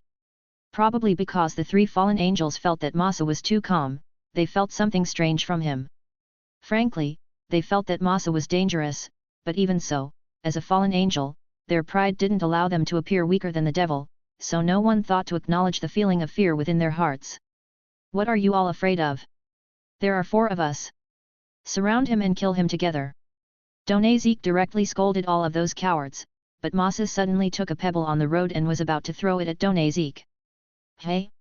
Are you going to throw that small stone at me? Have you become an idiot due to fear, devil? Is that how you feel now? Then you don't have to worry. I will give you a painful death." Due to the advantage in numbers and Masa's low key, no one knew his identity. Zeke was confident and decided to wait for Masa's action, but when Masa threw that person instead of a harmless pebble that would do nothing as it would hit someone, it exuded a danger that Zeke had never felt before, but before he could dodge or create a barrier to protect himself. Splash! Zeke's body blasted, leaving only his lower body that fell to the ground with a strange sound. Yet, the 3 female fallen angels, Rainaray, Kala Warner, and Midalet, were filled with fear as they saw the death of Zeke. What the heck? What the heck? What the heck? What was happening? How could a small pebble kill Zeke instantly? The 3 of them were filled with fear and fell directly on the ground as they were unable to control their wings, especially when they saw him holding 3 small pebbles as he walked toward their direction. Those pebbles might be harmless if they were thrown by others, but in his hand, Masa could imbue the power of Tun Tun no Mi, turning their weights into several tons, turning them into lethal weapons that could kill anyone instantly. Wait, don't throw that to us. Forgive us. Please forgive us. I don't want to die. Please don't kill me. The 3 of them begged him, but while Kalawarmer and Midalet were numbed by fear, Rainaray's mind quickly moved fast and said seductively as she showed her lewd body, I will give you my everything. Kalawarner and Midalet. Ah, me too. Yes, me too. The 2 of them quickly reacted, showing their lewd expressions as they tried to tempt Masa. Fortunately, all of them were women, so they had a great advantage over a male, especially when facing a male devil, who definitely wasn't a good guy. Come. Masa was a devil and a man, so he wasn't a hypocrite, but before he left, he didn't forget to devour Zeke. Oh. 3x. The 3 were surprised, but then they quickly calmed themselves since they knew that they wouldn't be killed by Masa. Still, the 3 of them looked at each other and nodded, thinking that when there was a chance, they should do something, but unfortunately. Too much. Too much. Oh. Oh. I am going crazy. I am going crazy. Ahem. Facing the 3 fallen angels, Masa defeated all of them. Thanks for listening.